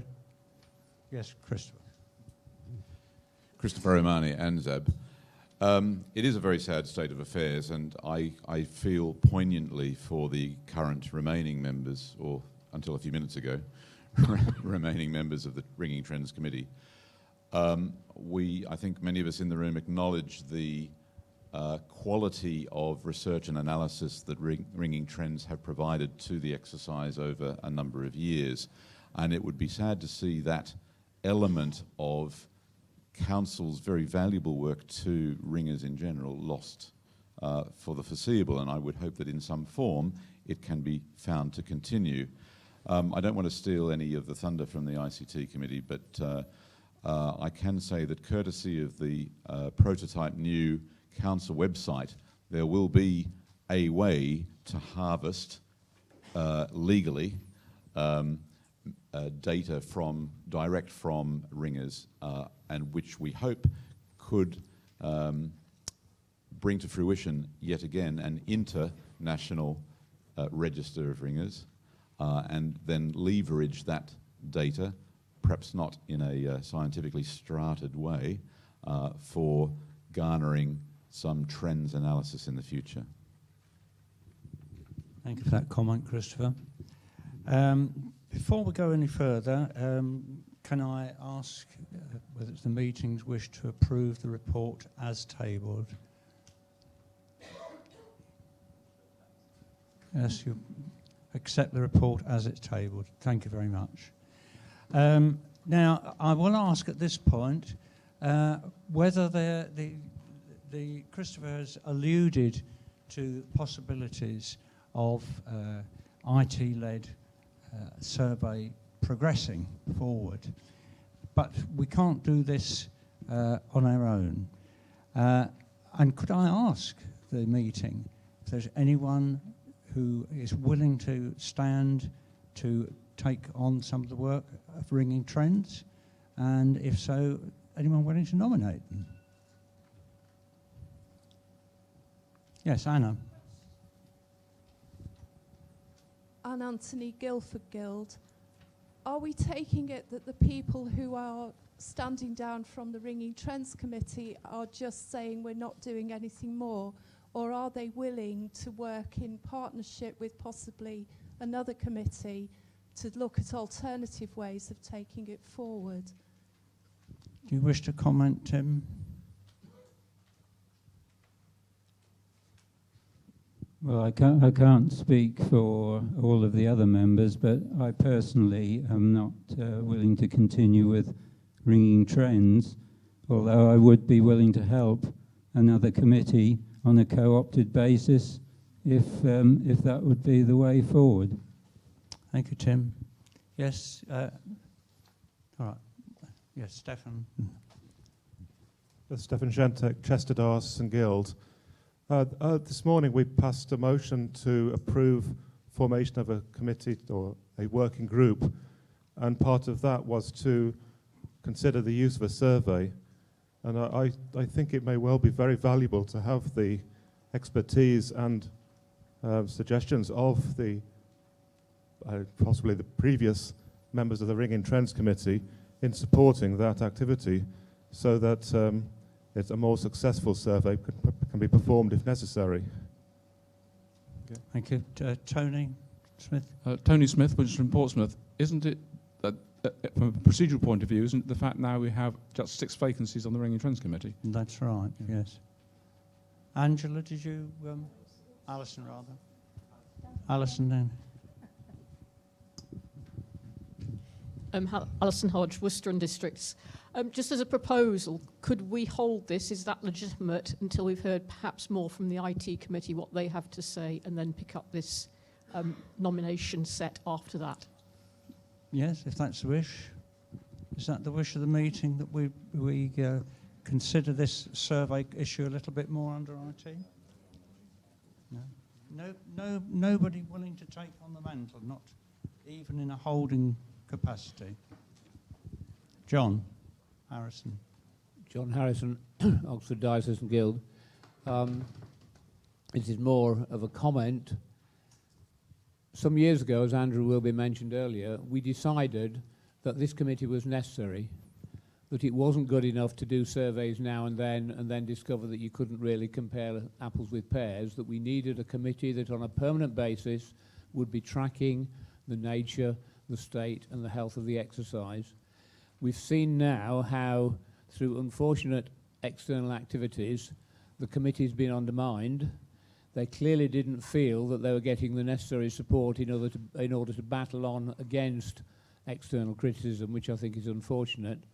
But I think the position we're in now, if we still believe this function is important, and I believe it is, we should not be asking the question, why did we fail to do it? We should be asking the question, how can we ensure it carries on? And I think the tools to do a particular survey is a secondary question.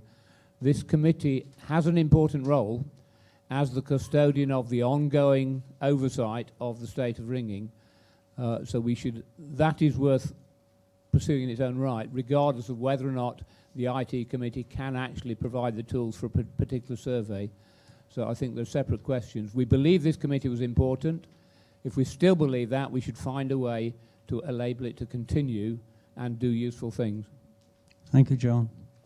I don't think there's any point in labouring debate further at the moment. So in that case, I will pass on to Towers and Belfries. Thank you, David. After that pregnant pause. David Coccoldi, Sussex County Association. The Towers and Belfries Committee report is as it stands. We have been progressing over the last 3 months and made a lot more progress on the new Towers and Belfries handbook. And we are also progressing work on updating our guidance on mobile telephone installations in towers. With those points, I propose the no. Chris Bovey, Four Shires Guild. I second the report. Are there any questions or comments for the chairman of the committee?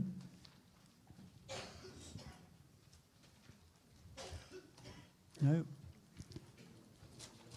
Yes, that's right. In that case, can I move the adoption of the committee's report? You in favour? Thank you very much. Any against? Thank you. Now, Tim Collins has left the committee. Roland Backhurst, Alan Frost and Bernard Stone retire in rotation, which leaves 5 vacancies for the committee. So can we have any nominations, please? Jay Bunyan, yes. Thank you. I'd like to propose Roland Backhurst.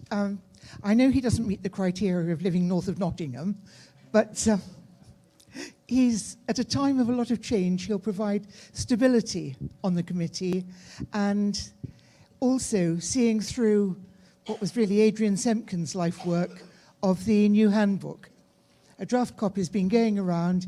It looks as if it's going to be super and much needed, and his experience as one of the Bath and Wells Tower advisors stands him in very good stead for this job as well.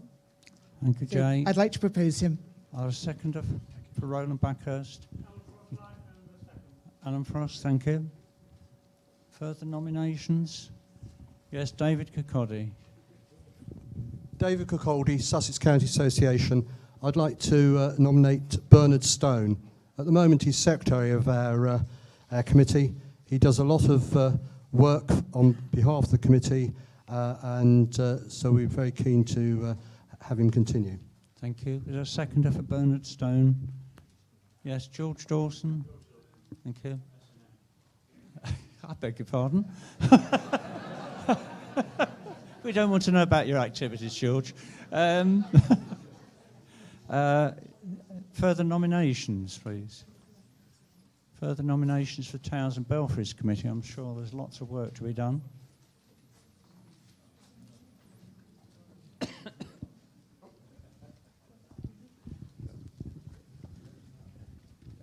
Hello. In the absence of someone proposing Alan Frost, who has been on the committee for many years and is a life member and a very valued member of the Towers and Belfries Committee, I would like to propose Alan as a member of the committee.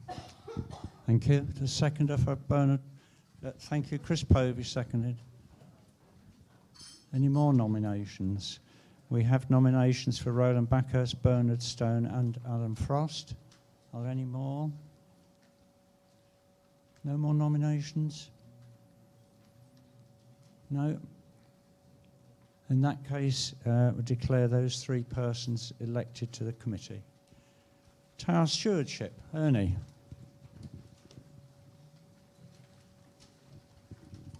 Hello. Ernie Runciman, Lancashire Association. Our report is printed on page... Sorry, is that better? Yes. Our report is printed on page 483 of the Ringing World Supplement. However, I'd like to make a few additional comments. Since the publication of our report and my email to all members, I've become aware of overlap of work amongst the technical committees of the Council and a bit of a lack of communication between these committees.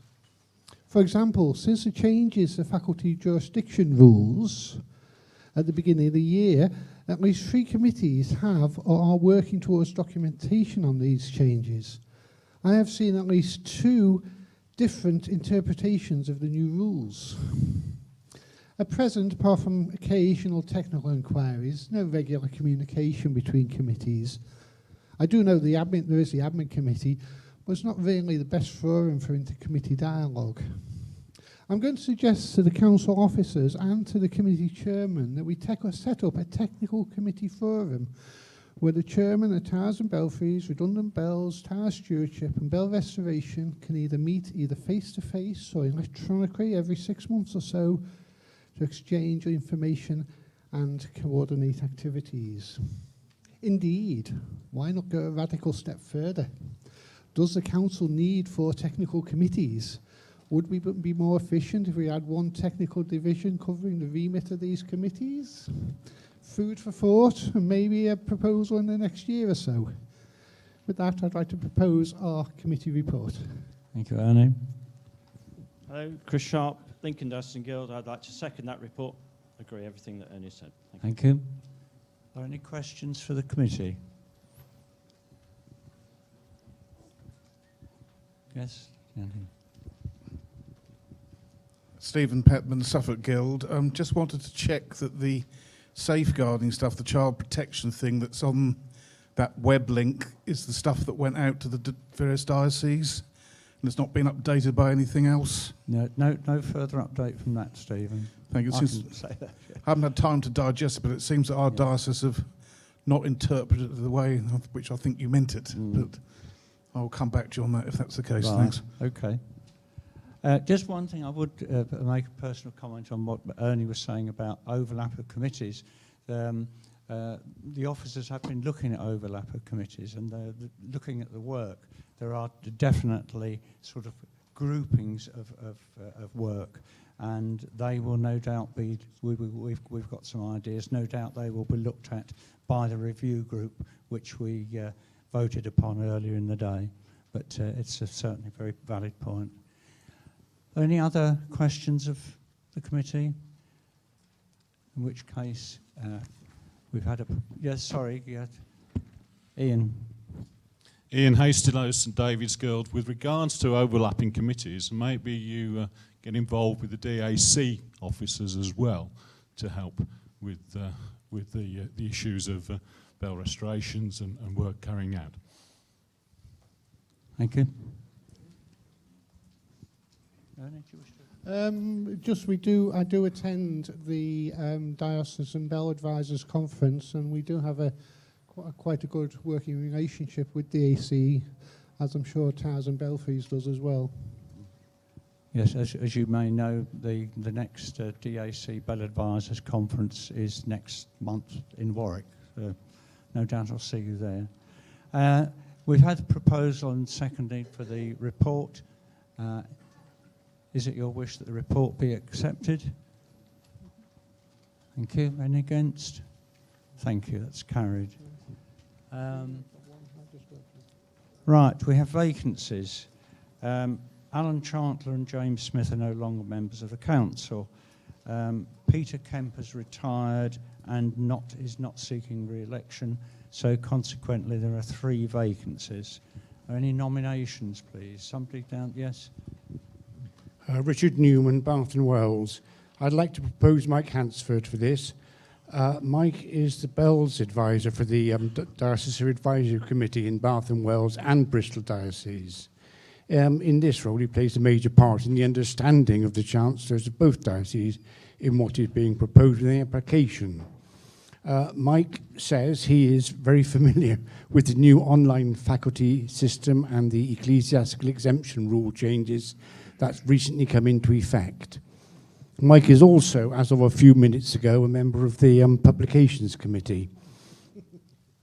He's a passionate believer in conservation of what we have, but tempered with the need to have the bells that we can be rung easily and for the training of learners. With this in mind, I recommend Mike for the Stewardship Committee. Thank you. Is there a seconder for Mark Hansford? Yes, George Wyatt. Thank you. George, yes? Any more nominations? Yes, Viv Nobbs. Viv Nobbs, Winchester and Portsmouth Guild. I would like to propose Julian Hemper. Julian is representing the Salisbury Diocesan Guild. He's been an active and committed member of that guild for some years and has served as branch secretary for 7 years. He's keen to offer his time and energy to the council and in doing so show support for all towers and their ringers. I've known Julian for 30 years and I'm confident he'll work hard and be effective. Thank you, Viv. Is there a seconder for Julian? Right. Phil Bailey, thank you. I have one. Ernie Dilly runs from the Lancashire Association. I'd like to propose David Mattingly from here in Winchester and Portsmouth. David joined the council last year at Hull. David has a general interest in the work of the committee. There's a second for David. Thank you, Tony. Right, we have 3 nominations, 3 vacancies. Are there any more? Any more nominations? No, in which case, yes? No. In which case, I declare those 3 persons, Mike Hansford, Julian Hempner and David Mattingly, elected to the Tower Stewardship. Thank you. Bell Restoration. Thank you, Peter.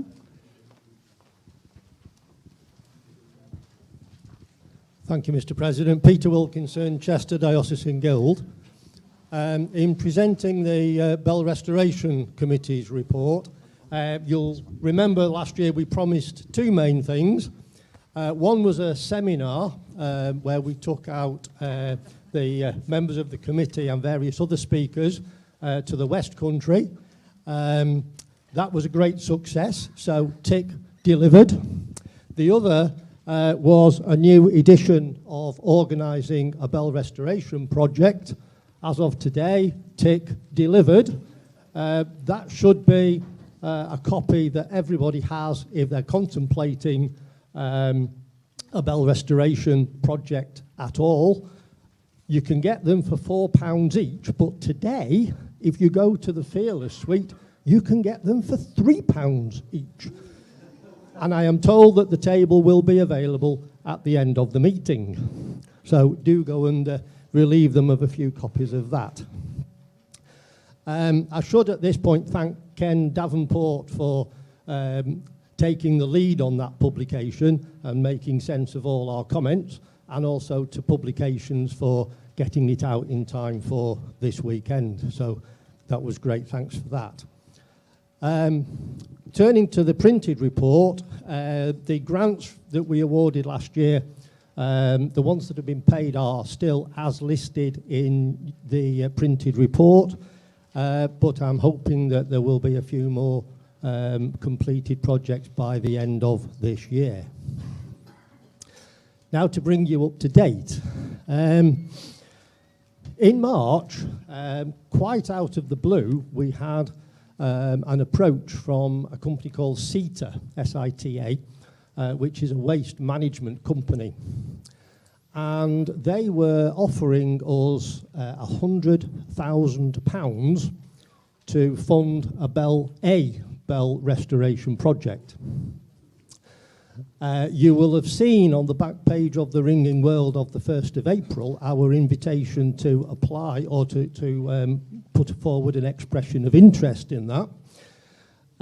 Due to its positioning in the comic, it being an offer that's too good to refuse, of course, a lot of people thought it was actually an April Fool. Thanks to Robert for correcting that the following week.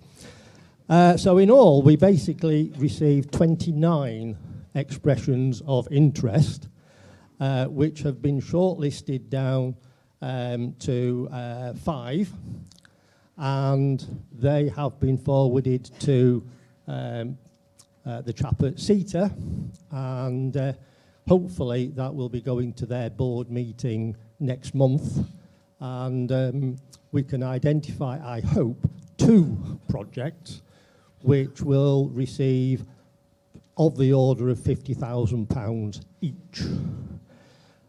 So that should kickstart those projects very nicely. At this point, I'd like to thank Chris Mew, our president, for his support in those negotiations, and that was very welcome, Chris. Thank you. So watch this space and let's see how that one develops. Obviously, any committee has its ongoing core business, and you heard this morning about the work that John Barnes does, week in, week out, supporting projects. All of that will continue this year, and it always seems a bit disproportionate that you sum up so much in just one sentence, really. But in addition to that, we are looking to do another seminar, as we did at Horsington last year. We'll be talking about it at our next committee meeting in a fortnight's time, but if anybody would like to extend an invitation for us to bring that seminar to your area, do let me know within the next 10 days or so, so that we can consider that at our committee meeting. Other work we'll be doing, the new Central Council website, which you've been hearing so much about today, will mean that we can now look to update and improve our bell restoration pages, which is something we've been champing at the bit to do for a little while. And just to pick up a couple of points from previous reports today, we do work with other committees. We often refer people to Towers and Belfries, for example, or Tower Stewardship, if aspects of their approach to us would sit better with those committees. We do contact and include DAC advisors, so far as we can. And we always draw projects to the attention of local associations because it's vital that projects get the support on the ground. So we do try to work across all sorts of sectors. And then finally, there is somebody who asked for that to be reserved. It's a Truro jigsaw. The person who took the details forgot to tell me who they were. So if you'd like to see me afterwards, and I'll relieve you of 23 quid, there's your jigsaw. And seconder. J. Bunyan, Bath and Wells. I'd like to second the report. Thank you. Well, after that very fulsome report and obviously a very fruitful year, Peter, are there any additional questions or comments from the floor? No? Well, you've had the report proposed and seconded. Is it your wish that the report be adopted? Thank you very much. Jay Bunyan, Ian Oram and Peter Wilkinson all retire in rotation under the present rules, and there are 4 vacancies therefore on the Bill Restoration Committee. Are there nominations, please? Chairman. David was first. David Kirkcaldy. David Kirkcaldy, Sussex County Association. It gives me great pleasure to propose Ian Oram for this committee. His current responsibility is administering the Fred Dukes Fund and also our own Bell Fund. As you can see from the report of the Bell Restoration Committee, there were 29 grants allocated last year. Ian deals with all the necessary paperwork, admin, from first application right through to completion. And as one can imagine, those that know Ian deal with in his own inimitable style, diplomatic, sympathetic, because not all parishes receive the funding, but Ian deals with everything. There are further distribution of funds later on this year, and Ian has the experience to carry this through, and he's very keen to remain on the committee. Thank you, David. Is there a seconder for Ian Oram? Yes, right. Andrew Taylor, thank you. Mike? Michael Orme, Chester Diocesan Guild. I'd like to propose Peter Wilkinson. He has been secretary for 3 years and up to this point, chairman of that committee for 2 years. You've just heard the vast amount of work that's going on with this committee, and it would be a great shame if his expertise in handling this committee, which I imagine is not that easy, it continues. So I have great pleasure in proposing Peter. Thank you, Mike. Is there a seconder for Peter Wilkinson? Seconder for Peter? Chris Rogers, thank you. Roland? Roland Backhurst? I would like to propose Jay Bunyan. Roland Backhurst, Bath and Wells. I'd like to propose Jay Bunyan for this. She has been on the committee for a number of and acting as secretary, and as she is the secretary of the Bath and Wells, I can confirm just how good she is at that particular job, and she would like to continue because she's also been involved in producing some of the sort of the databases and the seminars, and her organisation skills I think are second to none, and I think she would be a great asset to the committee. Thank you, Roland. And a seconder for Jay Bunyan? And right, okay. Right, thank you, Peter. Are there any other nominations for the Bell Restoration Committee? Margaret Oram, Sussex County Association. I'd like to propose a new council member, Graham Hills, from Sussex. He was the secretary of our Bell Restoration Fund Committee for 5 years and only had to stand down because he is now our association master, and you don't do 2 things at once.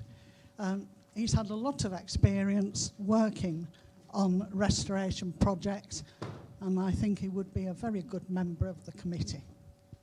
Thank you.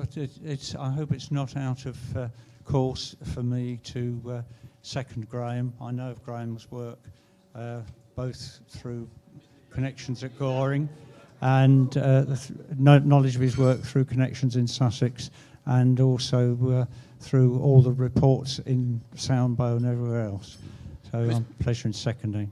Are there any others? Mr. President, I'm afraid it is out of order for you to second somebody. Is it? Oh, I'm sorry. Right. I didn't realise that. Thank you. Thank you, Jane. Yeah, right. Duly admonished. So we have 4 nominations. Are there any more? We have 3 vacancies. Peter, 4, sorry. 4. Oh, right. Okay, yes, we have. I beg your pardon, yes. So we have 4 vacancies, 4 nominations. Are there any others? No? In that case, I declare those 4 persons, Ian Oram, Peter Wilkinson, Jay Bunyan, and Graham Hills, duly elected. Biographies. You'll have to excuse me if I have lapses. It's getting late in the day.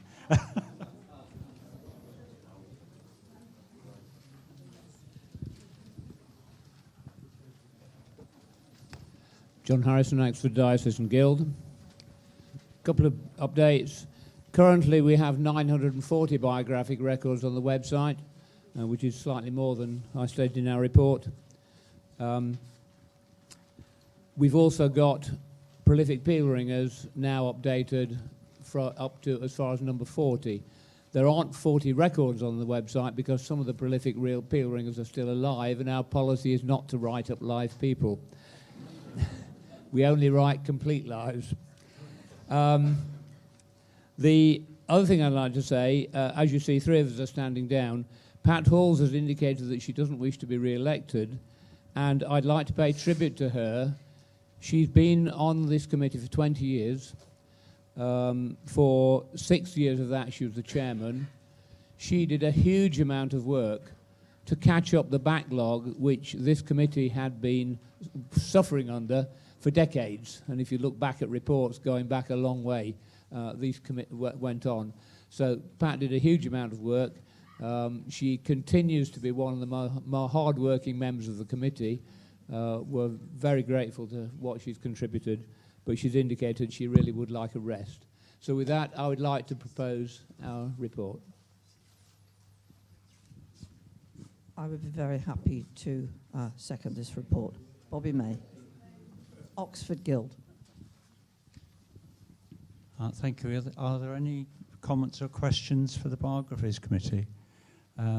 Just before anyone stands up, I would echo John's thanks to Pat Halls. I've had dealings with her over a good number of years, and I know she's put heart and soul into biography work. Are there any nominations?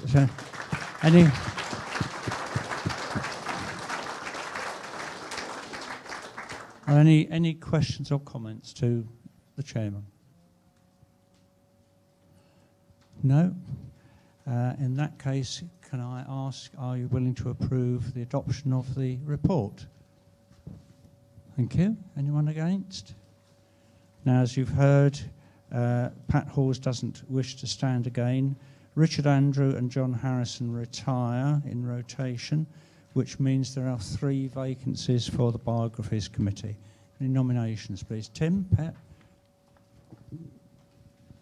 I'd like to propose John Harrison. He's, as you know, chairman of the committee.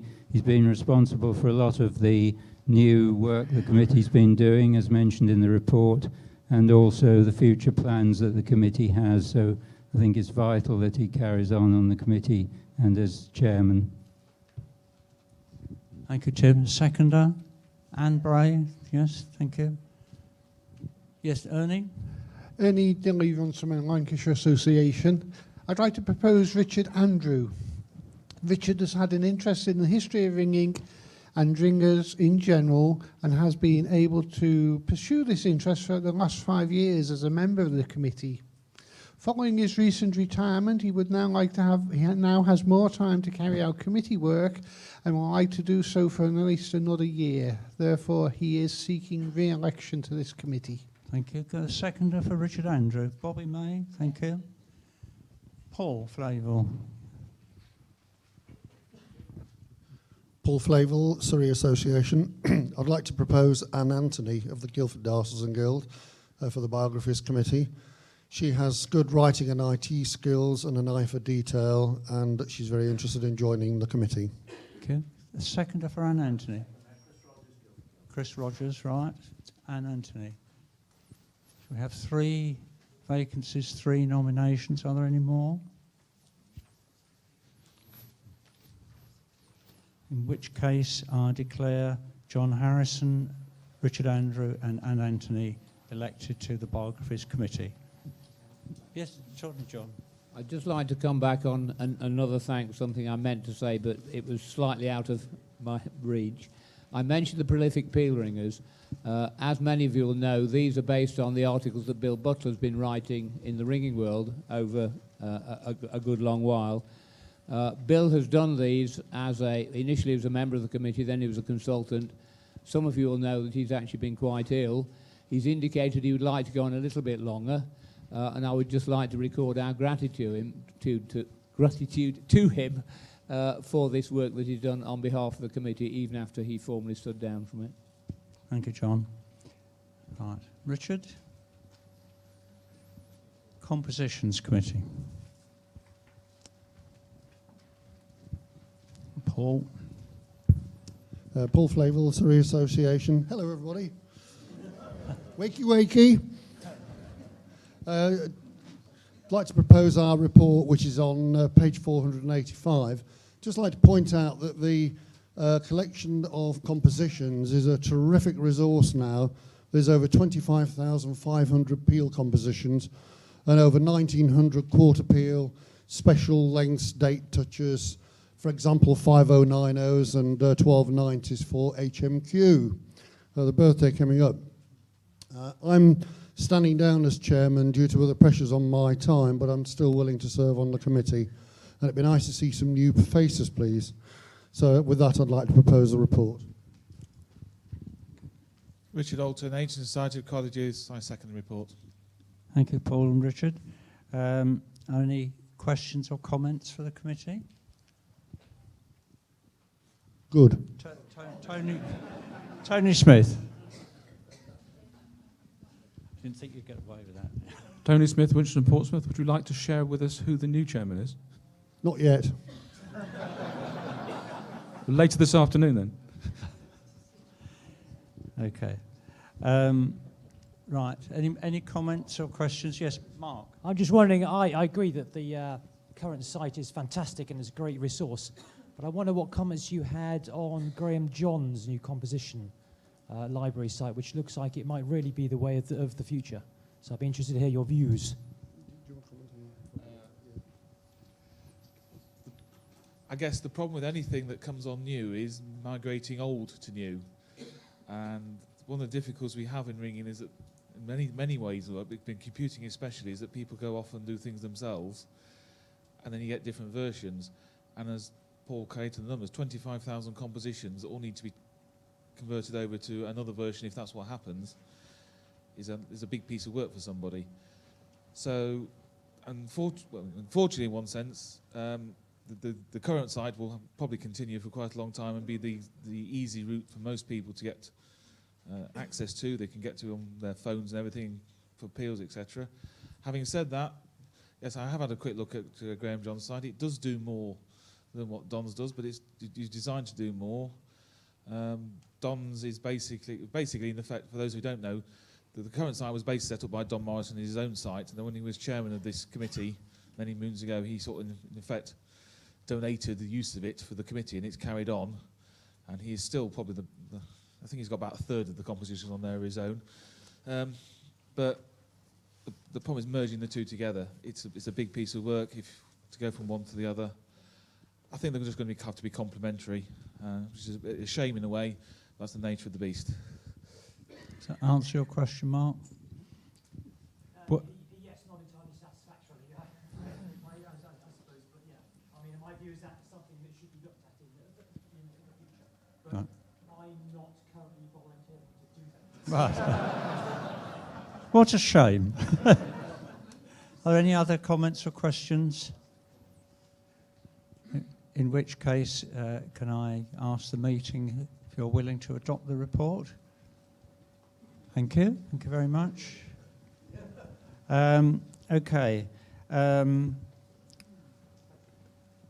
Richard Alton and Paul Flavel retire in rotation, and although he doesn't wish to be chairman, Paul's willing to stand again. So there are 2 vacancies. Nominations. Richard Wallace. Richard Wallace, Surrey Association. I'd like to propose Paul Flavel, who has been chairman for 8 years, but does have an ongoing interest in composition and would like to carry on the committee. Thank you. The seconder for Paul Flavel? Yes, Kate Desbott. Yes, thank you. Any other nominations? Andrew Wilby. Andrew Wilby, College Youth. I was going to delay this as long as possible to keep my friend waiting and sweating, but I'd like to propose Richard Alton. Right. Obviously, Thank you, Andrew. He's got a good grasp on this thing. You have a seconder for Andrew? Yes, Robert Wood. Thank you. So we've had Paul Flavel and Richard Alton proposed and seconded. Are there any other nominations? Yes, Veronica Downing. Veronica Downing, Suffolk Guild. I know that George Salter is on your committee. George has actually advised the Suffolk Guild that he has resigned from the Central Council. I know his apologies weren't received and haven't been recorded, but you say that you've got 2 vacancies. Actually, you've probably got 3 for this committee. Thank you for drawing that to our attention, Veronica. So if we have another vacancy, is there anyone who you wish to nominate?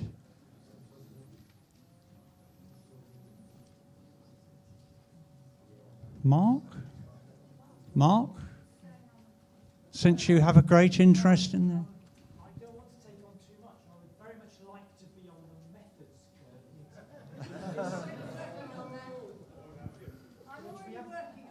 which we haven't got to yet. I obviously am interested in Peels, and I would like to be involved, but I don't want to overcommit myself. Next year, perhaps. Right.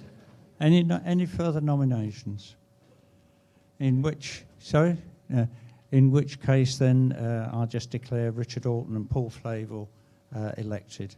Thank you. We've already had the Education Committee report, so we move on to Information and Communications Technology.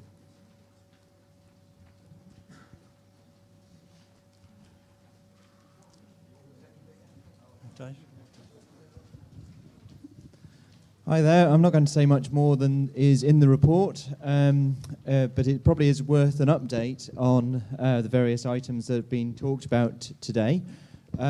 So hopefully people have been into the Fearless Room and had a look at the rolling display of the new proposed website. I'll give my greatest thanks to Doug Davis, who's been the person primarily pulling it together, also with support from Jackie Elf-Rainsworth and Christopher Omani. So it's been a really good team effort. People should go and have a look at it in the Fearless Room, but it is currently accessible on the internet at cccbrdev.org.uk. And all of the committee chairmen have received that information in their emails. But I would encourage everyone to go and have a look at it. And also show it to non-ringing friends and just see how it plays out. We're really interested to get feedback. So the 2 sites, so the current site and the development site, will run it in parallel for most of this year. We are going to take suggestions for improvements and changes in the first instance up until the end of August. So that's kind of the timeline for getting feedback on the new site. Committees are welcome to start updating information on the new site, and especially if you want to know how it's going to work for you, I would recommend that's the best way of doing it. Just get in contact with us, either myself, Chairman, ITC, whatever, or Doug directly. You can get both of our contact details on the existing website and the new website. So there's no excuse for not taking a dive in. What I would say just on the other issue, which is mentioned in the report, I said that last year that I felt that this was a very exciting time for computing and information technology and ringing. And my proposal is that we should be, as a council, seeking to preserve digital resources for the future. So there's a lot of stuff that we rely on, software-wise, websites, various projects that people run independently. And I'd really like to make the Central Council a sort of safe haven for those kind of digital resources. And so one of the pieces of work that's been done this year is that we're able to offer unlimited support for software projects and websites as part of the Central Council function. So we can offer repositories where developers can submit any projects to us, and we can be a safe haven so that they just don't disappear. And I'm very pleased to say that, as mentioned earlier, Dove will be one of the projects which is coming into that system. Okay, and I think that's it. With that, I will propose the acceptance of the report. Doug Davies, Kent County Association, and I will second that happily. Thank you. Thank you, David and Doug. Are there any questions for or comments for the committee? Yes. Well, I'd just like to congratulate, hopefully on behalf of all of us here, the efforts of the ICT Committee in really turning things around and making some fantastic progress in the last 12 months. Well done.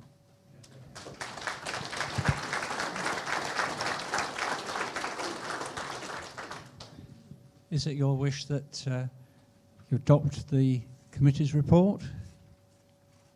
Thank you very much. Any against? No? Thank you. And don't forget that if there's any feedback, please to Dave ASAP. Dave Richards, Lee Simpson and Peter Trotman retire in rotation, and there are therefore 3 vacancies. We have nominations, please. Yes. Stuart Piper, Worcestershire and Districts. I'd like to propose Peter Trotman. He's been very sort of instrumental in maintaining the old site, and we'll still need that, as well as taking stuff forwards onto the new site. Thank you. Peter Trotman proposed. Seconder for that. Kate Flavel. More proposals? Richard Alton. Richard Alton, Ancient Society of Colleges. I'd like to propose the enthusiastic young bunny, Lee Simpson, for this committee. He seems to enjoy it. Lee Simpson, right. Seconder for Lee Simpson. Yes, Fred Bone. Thank you. Doug? Doug Davies, Kent County Association. I'd like to propose Dave Richards come back on the committee and remain as our chairman. He's been quite a driving force this last year in getting things moving for us, so I'd like to see him continue that work. Thank you. Seconder?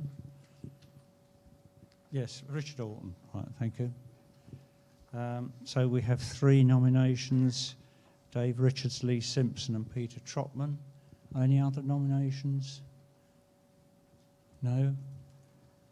In that case, declare them elected to the committee. And thank you again for all your work. Can I just pick up on the survey point? Yes, sure. Just one short additional point, because I realised that we left over the Ringing Trends Committee pending what we were about to say. We haven't really dealt with that.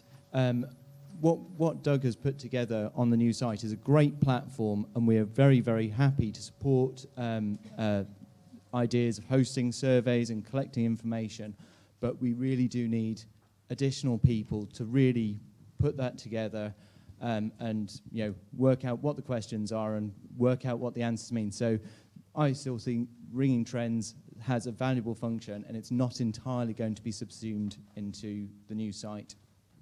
Thank you, Dave. Right, library.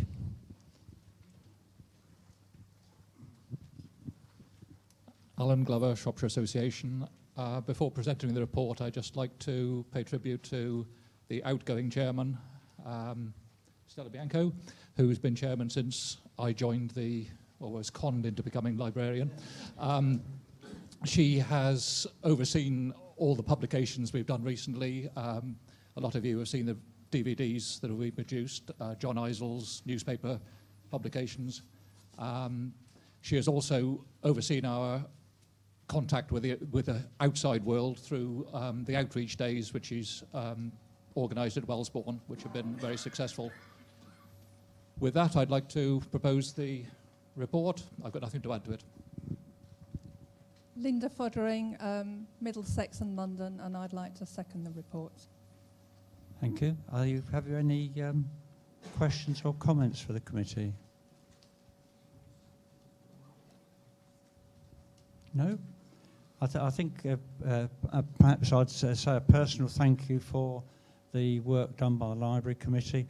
The outreach days have been extremely good, very good indeed. Thank you, Chris. For your information, I think it's now official that Linda will be the new chairman.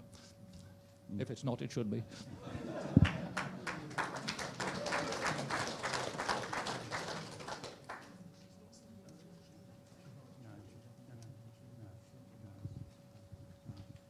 Okay, is it your wish that the report be adopted?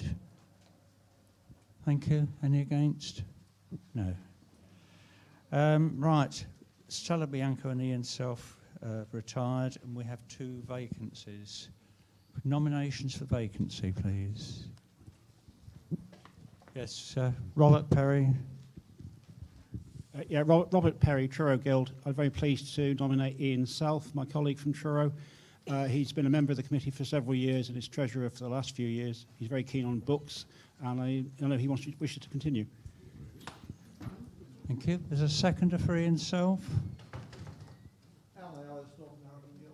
Right, thank you, Alan.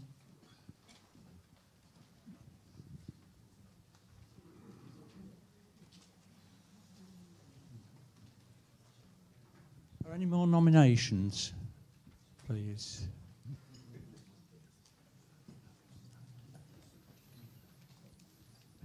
Any more? No more? Right.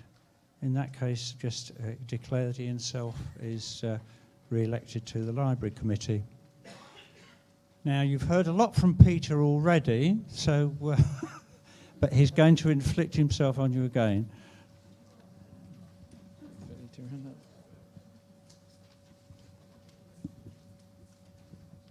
All right, Peter Niblett, Winchester and Portsmouth Diocesan Guild. I'm the last committee on. You've heard enough from me today, so I'm not going to say anything else other than we hope we'll be able to do some other things, not just doing decisions work during the forthcoming year.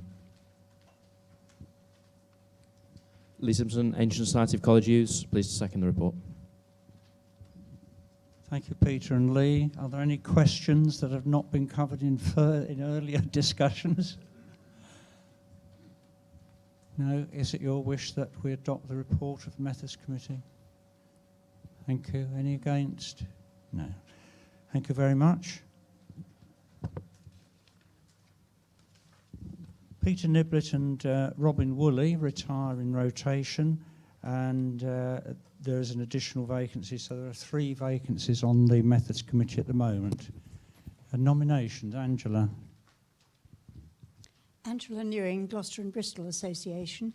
I have great pleasure in nominating the new member from the Gloucester and Bristol, who's Mark Davis. Now, you've heard quite a bit from Mark today. Also, those of you who take the Ringing World will know that he had this fantastic article in February about his composition of the 23 methods, all the work. I think he'd be a great asset to this committee. Have great pleasure in proposing him. Thank you, Angela. Is there a second for Mark? Right, thank you. Other nominations? Caroline.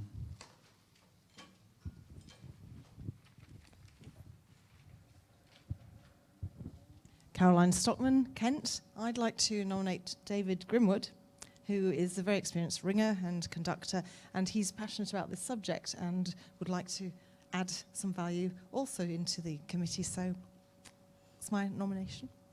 Thank you, Caroline. Are there a seconder? Doug Davison, thank you. Viv Nobbs, right. Viv Nobbs, Winchester and Portsmouth. I'd like to propose Peter Niblett. As you've seen, he is the current chair of the committee and he would like to continue contributing to the work on that committee. As well as his work on methods, he is also well connected with grassroots ringers, being the tower captain at Whitchurch and the chair of the Andover district of the W&P. Thank you, Viv. The seconder? Mike? No? Oh, you're not? Sorry, was there a second? Robin Woolley, right. Okay. Mike? Michael Orme. I'd like to propose Robin Woolley. I think it's most important we keep this double act together. I have great pleasure in proposing. Thank you. As a seconder for Robin Woolley? Paul Flavel. Thank you. We have 4 nominations there for 3 vacancies. Is the chairman happy to have an additional member? If it's not a conflict of interest for some of the reasons, yes, I'm very happy. Right, okay. Is the meeting happy that we elect all 4? Yes. Right, thank you.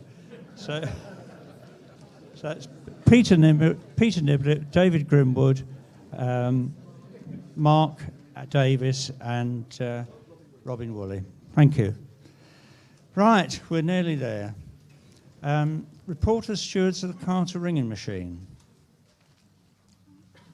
James.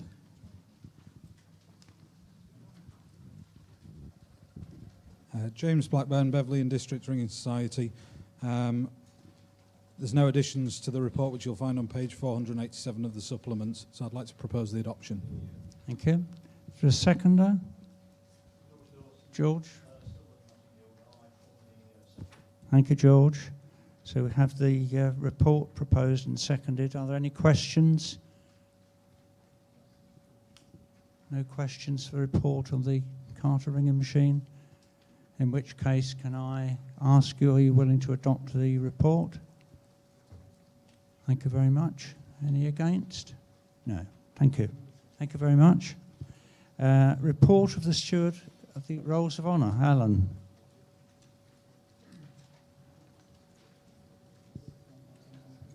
Thank you, Mr. President. The report you'll find on page 487, 488 of the Ring World supplement. Just a few little additions to that. Since then, Rolls of Honour for those that fell during April, May and June 1916 have appeared. The June one in this week's. There's a major anniversary coming up on the 1st of July 1916. Many of you will know that was the first day of the Battle of the Somme. And on that day alone, 23 ringers fell. And during July 1916, a total of 64 ringers were killed during that conflict. There is some commemorative ringing happening hopefully in the Leicester Diocesan Guild, but other guilds and associations might like to consider that. I will be contacting the people from the towers of the fallen, all of the members that fell during July, but obviously that's quite a lot of people to get round. Some guilds and associations, Durham and Newcastle, Yorkshire, to name a few, coordinate that commemorative ringing. So I just kind of remind 1 or 2 people about what's happening. So if any other guilds and associations do that, and I don't know, it'd be really handy if you could let me know so that I just have one point of contact. And if there are guilds and associations, because now the numbers really start to climb, we've had quite a few obviously over the last 2 years, but they really do climb. So if other guilds and associations would like to try and coordinate that with 1 or 2 people, then please let me know, because I can help you with lots of information about those that fell. The Rolls of Honour that appeared in the Ring World, thanks to Robert and the Ring World staff, they will continue, all being well. A lot of that family history information that's contained in there, Yvonne Cairns from the Durham and Newcastle Association was a former member of council. She's been helping very considerably on that. But she's now been joined by Catherine Pearce, who comes from Cornwall. and is helping with the family history information. If anybody else would like to offer to help, I'd be grateful to have stuff about that. And just one final thing, and that is last year we remembered somebody that fell on that very day 100 years ago. But I'd just like to mention 3 people today. And these were serving in the British Navy, and they were killed in the Battle of Jutland, which is the anniversary of that is tomorrow, 31st of May, 1916. And they were Artificer Engineer Albert Middleton from Crewe, Chester Diocesan Guild, who was aboard HMS Black Prince. Stoker First Class Reginald George Northover from Lytton Cheney in the Salisbury Diocesan Guild, who was aboard HMS Queen Mary. And Stoker First Class John Charles Welsh of St Budoc Truro Diocesan Guild, who was HMS Indefatigable. And so they all died on the 31st of May 1916, 100 years ago tomorrow. With that, I'd like to propose the adoption of the report. Thank you, Alan. Is there a seconder for the report, please? Yes, Robert Wood. Thank you.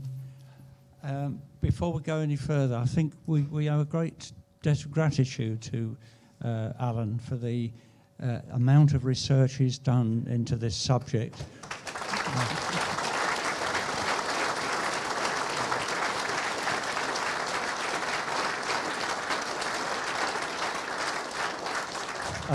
And I think one particular aspect of it is that it has been a vehicle and a catalyst for ringing in remembrance at so many of our churches, which has been a wonderful form of engagement with the local communities, and we do thank you very much. Are there any questions for Alan? In which case, can I ask, are you willing to adopt the report? Thank you very much. Thank you. Now, I'm going to propose the next report, the stewards of the Dove database. As you may know, John's not here today. I don't know how many of you know that a few weeks ago, your papers shows, it's a resource which is relied upon by so many people for so many reasons. And to the two aspects of continuing the security of it is that arrangements are ongoing for. We have a formal agreement now in place, which I signed last month, for the Dove database to be hosted on the same server as Bellboard. It doesn't mean that Bellboard's taking it over, just on a new modern server. So that work is ongoing. There's work going on with Richard Smith of the Ring and World Organisation. Also, I've had conversations with other experts in the bell historian field with a view to making what is at the moment a provisional national bell register long-term into a recognised national bell register, where we draw together all the information from the various experts and sources that are available. So there is a good lot of work going on with Dove. The one thing we really need is for some people to come forward to act as Dove stewards, and particularly to take over the helm, because John Baldwin's not going to last forever.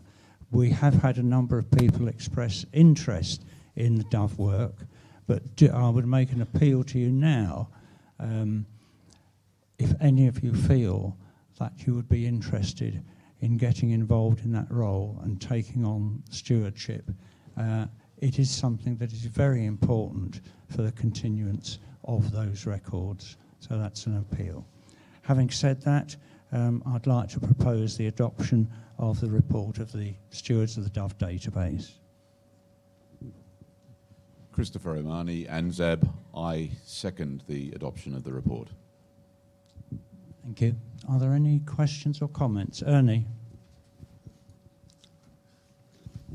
Ernie Dinley-Runciman, Lancashire Association. Just something I've just thought. Are very much in, I think this is just sort of, work in progress at the moment. They are very much interested, again in the longer term, of sharing a database, and it is quite possible that CBC would put some money forward for software work to enable the sharing of information between our two organisations.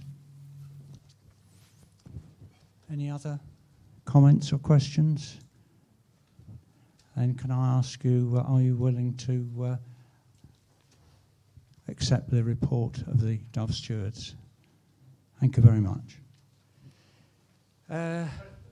Sir. Before we leave this item, Ian Oram, Society of Royal Cumberland Youths. You mentioned about John's son Sid. Sid does a tremendous amount of work for the Dove database, and I think it would be a very nice gesture if we were to send a letter from this meeting wishing him a speedy recovery. Of course, yes, here.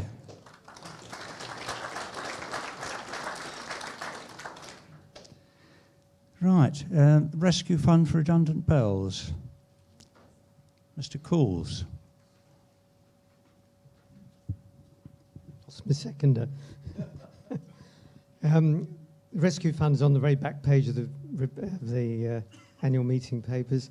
It's administered by the Committee for Redundant Bells.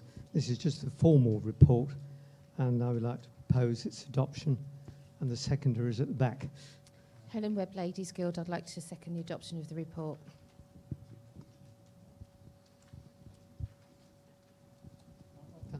Yeah. Is there a seconder for your... Sorry, Helen. Sorry, I was having an aside moment there. Have you any questions for Robert? Fred.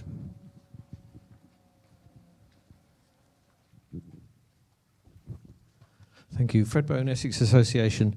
I was somewhat dismayed to discover that the Charity Commission web entries for the Rescue Fund are considerably overdue, and further that the list of trustees appears to date from 2011, and there have been quite a number of changes since. In fact, the only one who's listed on the Charity Commission website who is still a trustee is Bob Cools. The others being John Baldwin, Julian Newman, Alan Frost and Robert Lewis. And I'm aware that there have been some difficulties in getting the information up to date, but can we please be assured that the current list of trustees will be supplied promptly to the Charity Commission, because they do say on their website that if you're more than 6 months late getting your information up, they may regard you as dormant, and they may take steps to delist you, and that would not be a very desirable thing to happen. Robert, would you like to? Yes, well, I'm pleased to say I haven't threatened to delist us. Mary did have the grace to mention to me a couple of weeks ago that it was behind, and I've noted it. And as I'm still responsible, although we've had changes in the Committee of Redundant Bells, I will get it up to date. Thank you. Is it your wish that we adopt the report of the Rescue Fund? Are any against? No, thank you. Now I'll ask, we come on to the question of future meetings. I'll ask Ruth Marshall from the Scottish Association just to say a few words. You'll have already had the nice little advance flyers put on your seats.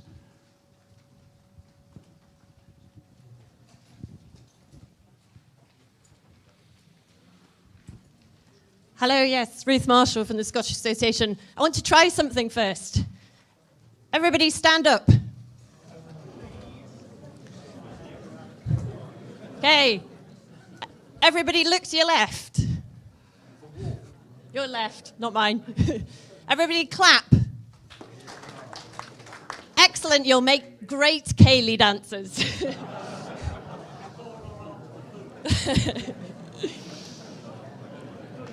So hopefully, yes, during lunchtime you've all got a flyer on your seat about the meeting next year in Edinburgh. I will keep this very brief. We are really looking forward to seeing everybody in Edinburgh and in Scotland next year. It will be slightly different format insofar as we won't be able to offer you hundreds of TAs because we don't have hundreds of TAs. But we will make them open as far as possible, and you will be able to go to some of the TAs, and for the ones you miss, you're just going to have to come back. The meeting's going to be based around St Andrews and St George's in central Edinburgh, just close to Waverley Station. It's an excellent conference venue. It is also a church, so we sort of cover both boxes. It's also got a nice ring of 8 bells as well. On the Sunday, we've got the full use of St Mary's Cathedral, the Episcopal Cathedral, which is at the other end of Princes Street, but all within walking distance. So we definitely encourage you to come with public transport into Edinburgh city centre. We're not going to have a headquarters hotel as such. There's plenty of opportunities for you to get some really cracking deals in Edinburgh for your accommodation. But actually, to book a central Edinburgh hotel was very, very expensive, so we haven't gone down that route. But there will be help desk and people based at St Andrews and St George's, which, as I say, is very central all weekend. We're joining forces with our Carlisle district and also Durham and Newcastle, so there'll be some TAs open. If you want to drive up on the Friday, Carlisle will be open, Berwick Town Hall will be open, and we will have meat pubs in Edinburgh. I will refer you to the website. I don't think we managed a link, unfortunately, but never mind. The SACR website that you've got a link to there on your leaflet, there's already a Central Council page on it. So if you go on there, have a look at it, you'll see what we're doing in Scotland, which would be great as well to have a nosy at. There's some basic information about the weekend as it stands at the moment, and that will be the place to go to for future information.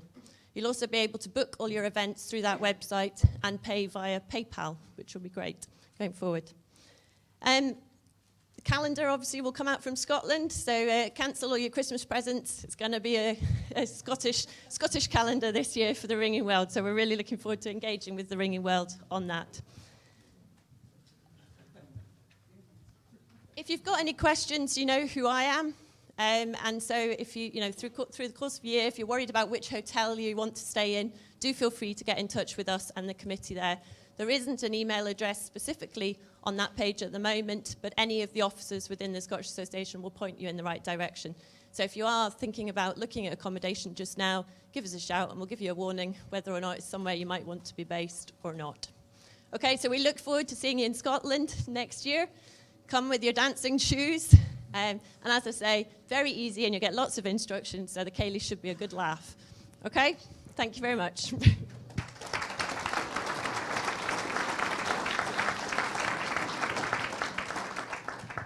Thank you very much, Ruth. And you can tell by Ruth's enthusiasm that you're going to get a very warm welcome in Edinburgh. If any of you, dare I say, haven't been to Scotland, this is a wonderful opportunity. It's a wonderful country, wonderful people, wonderful whiskey. We have already had a little bit of advance notice about possibilities for 2018, so I don't think you want to say any more about that, Christopher. So I'll then move on and ask Mary to report on attendance at this meeting. Right, thank you. Right, 37 societies are fully represented here with 110 members. 24 societies partly represented with 57 members, and 5 societies are unfortunately not represented at all. 3 life members are present, 6 additional members, and 4 ex officio members, giving a total of 180, which I have to say is a bit on the low side. Indeed, it's lower than at Chester in 2012. On that basis, can I just say that, you know, year after year, the people from Scotland come and join us down in the south, or the people from the West Country come and join us, and they travel vast distances. Please, can we all get our act together and support them in return next year? Right. Is there any other business, ladies and gentlemen? Any burning items that anyone wishes to raise? Yes? without detracting in any way from Chris Mew's year ahead in the third of his 3 years, just to preview that at the meeting in Edinburgh in 2017, we hope to be electing a new Vice President, and as Andrew has highlighted that he's not proposing to stand again, we'll be looking for a new Treasurer. So I have been sounding out 1 or 2 people, but any expressions of interest whatsoever in either of those very important roles, do please get in touch. I'd love to hear from you. Thank you, Christopher. Any other business? Yes, Helen? Helen Webb Ladies Guild. I'm just going to be very quick, talk about Strike Back Against Blood Cancer, 25th of June. It has been, there's been something about it in the ringing world. There has been stuff on the Facebook groups about it. So can I just encourage people to participate? There is also an event on Bellboard.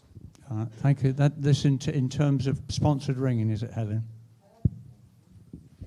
It's sort of a mass participation event where people are ringing court appeals or ringing Right. touches. There is one main event where they're going on a walk between Y in Kent to Canterbury Cathedral and the ringing court appeal of Strike Back. Yes.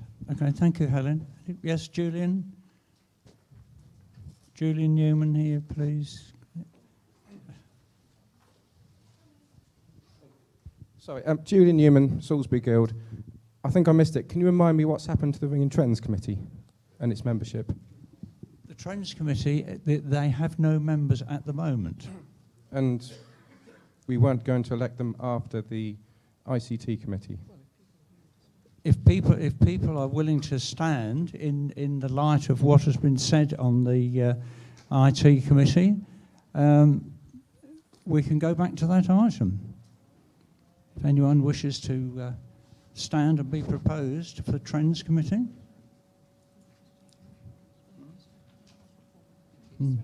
Is there anyone wishing to nominate anyone for the Trends Committee in the light of what's been discussed subsequently? The answer at the moment, Julian, is no. Sorry to disappoint you. Or any other business? Okay. Yeah. Yes, sorry, Alan. Alan Regan, ex-officio member. Just a very quick one. It's to do with the Great War commemorations. On the 1st of July, there's a commemoration taking place at the Tiap Val Memorial on the Somme. This was by, you had to apply for tickets, and there was a ballot. And I just wondered if anybody is going, has got tickets for that event, could they let me know? Because there's something that I'd like them to undertake on behalf of ringers that are on the memorial there, of which there are over 100 names of ringers. So if anybody's going to Tiap Val on the 1st of July, could they let me know? Thank you, Alan. Any other business? All right, one more. Hello. Kate.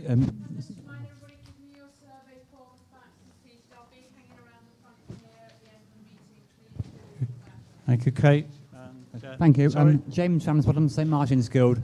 Just to clarify, the Ringing Trends Committee is still in existence, it just has no members, is that correct? Exactly. Thank you. Yes, yes, it hasn't been dissolved.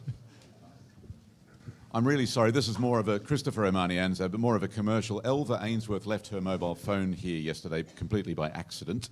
I have it, but if anybody's travelling back anywhere near Amersham on their way home, please let me know and you'll be able to do a courier service. I'd be really grateful. Yes. Okay, any other business? Right, Mary. Right, okay, this is, I think, very brief. As usual, may I remind you to return the badge holders. If you're not returning next year, I'm entirely happy for you to keep the little bit of green card as a souvenir of your time on the council. There were, I think, 10 new members this year. We did over 30 new badges. I don't wish to stand before you next year and argue for an increase in the affiliation fee purely because I need to buy some more badge holders. And could I just remind you, as we said earlier today, that the nomination deadline for next year for council officers, that's all council officers, stewards, independent examiners and committees, is 2 clear months ahead of the meeting. Thank you, Mary. On just a purely technical matter, we did have ballot papers for the life membership and for the additional members. Can I take it that you're happy that those ballot papers now be destroyed? Thank you. I'd like to thank all committee members, especially those who are retiring, for all the work done over the years. It's the hidden side of the council where all the work is done by people in committee right throughout the year. I'd like to thank all the stewards of the Winchester and Portsmouth, all the yellow perils at the back there who've been...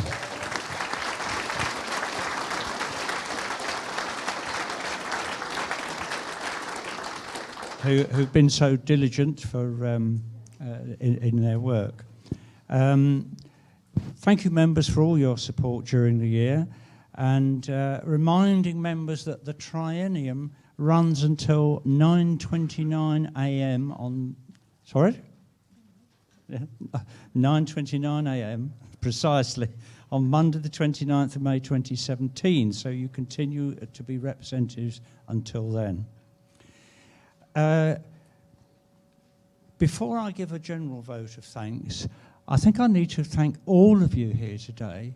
We've had what could be potentially a contentious and difficult agenda. We've had lots of things to think about.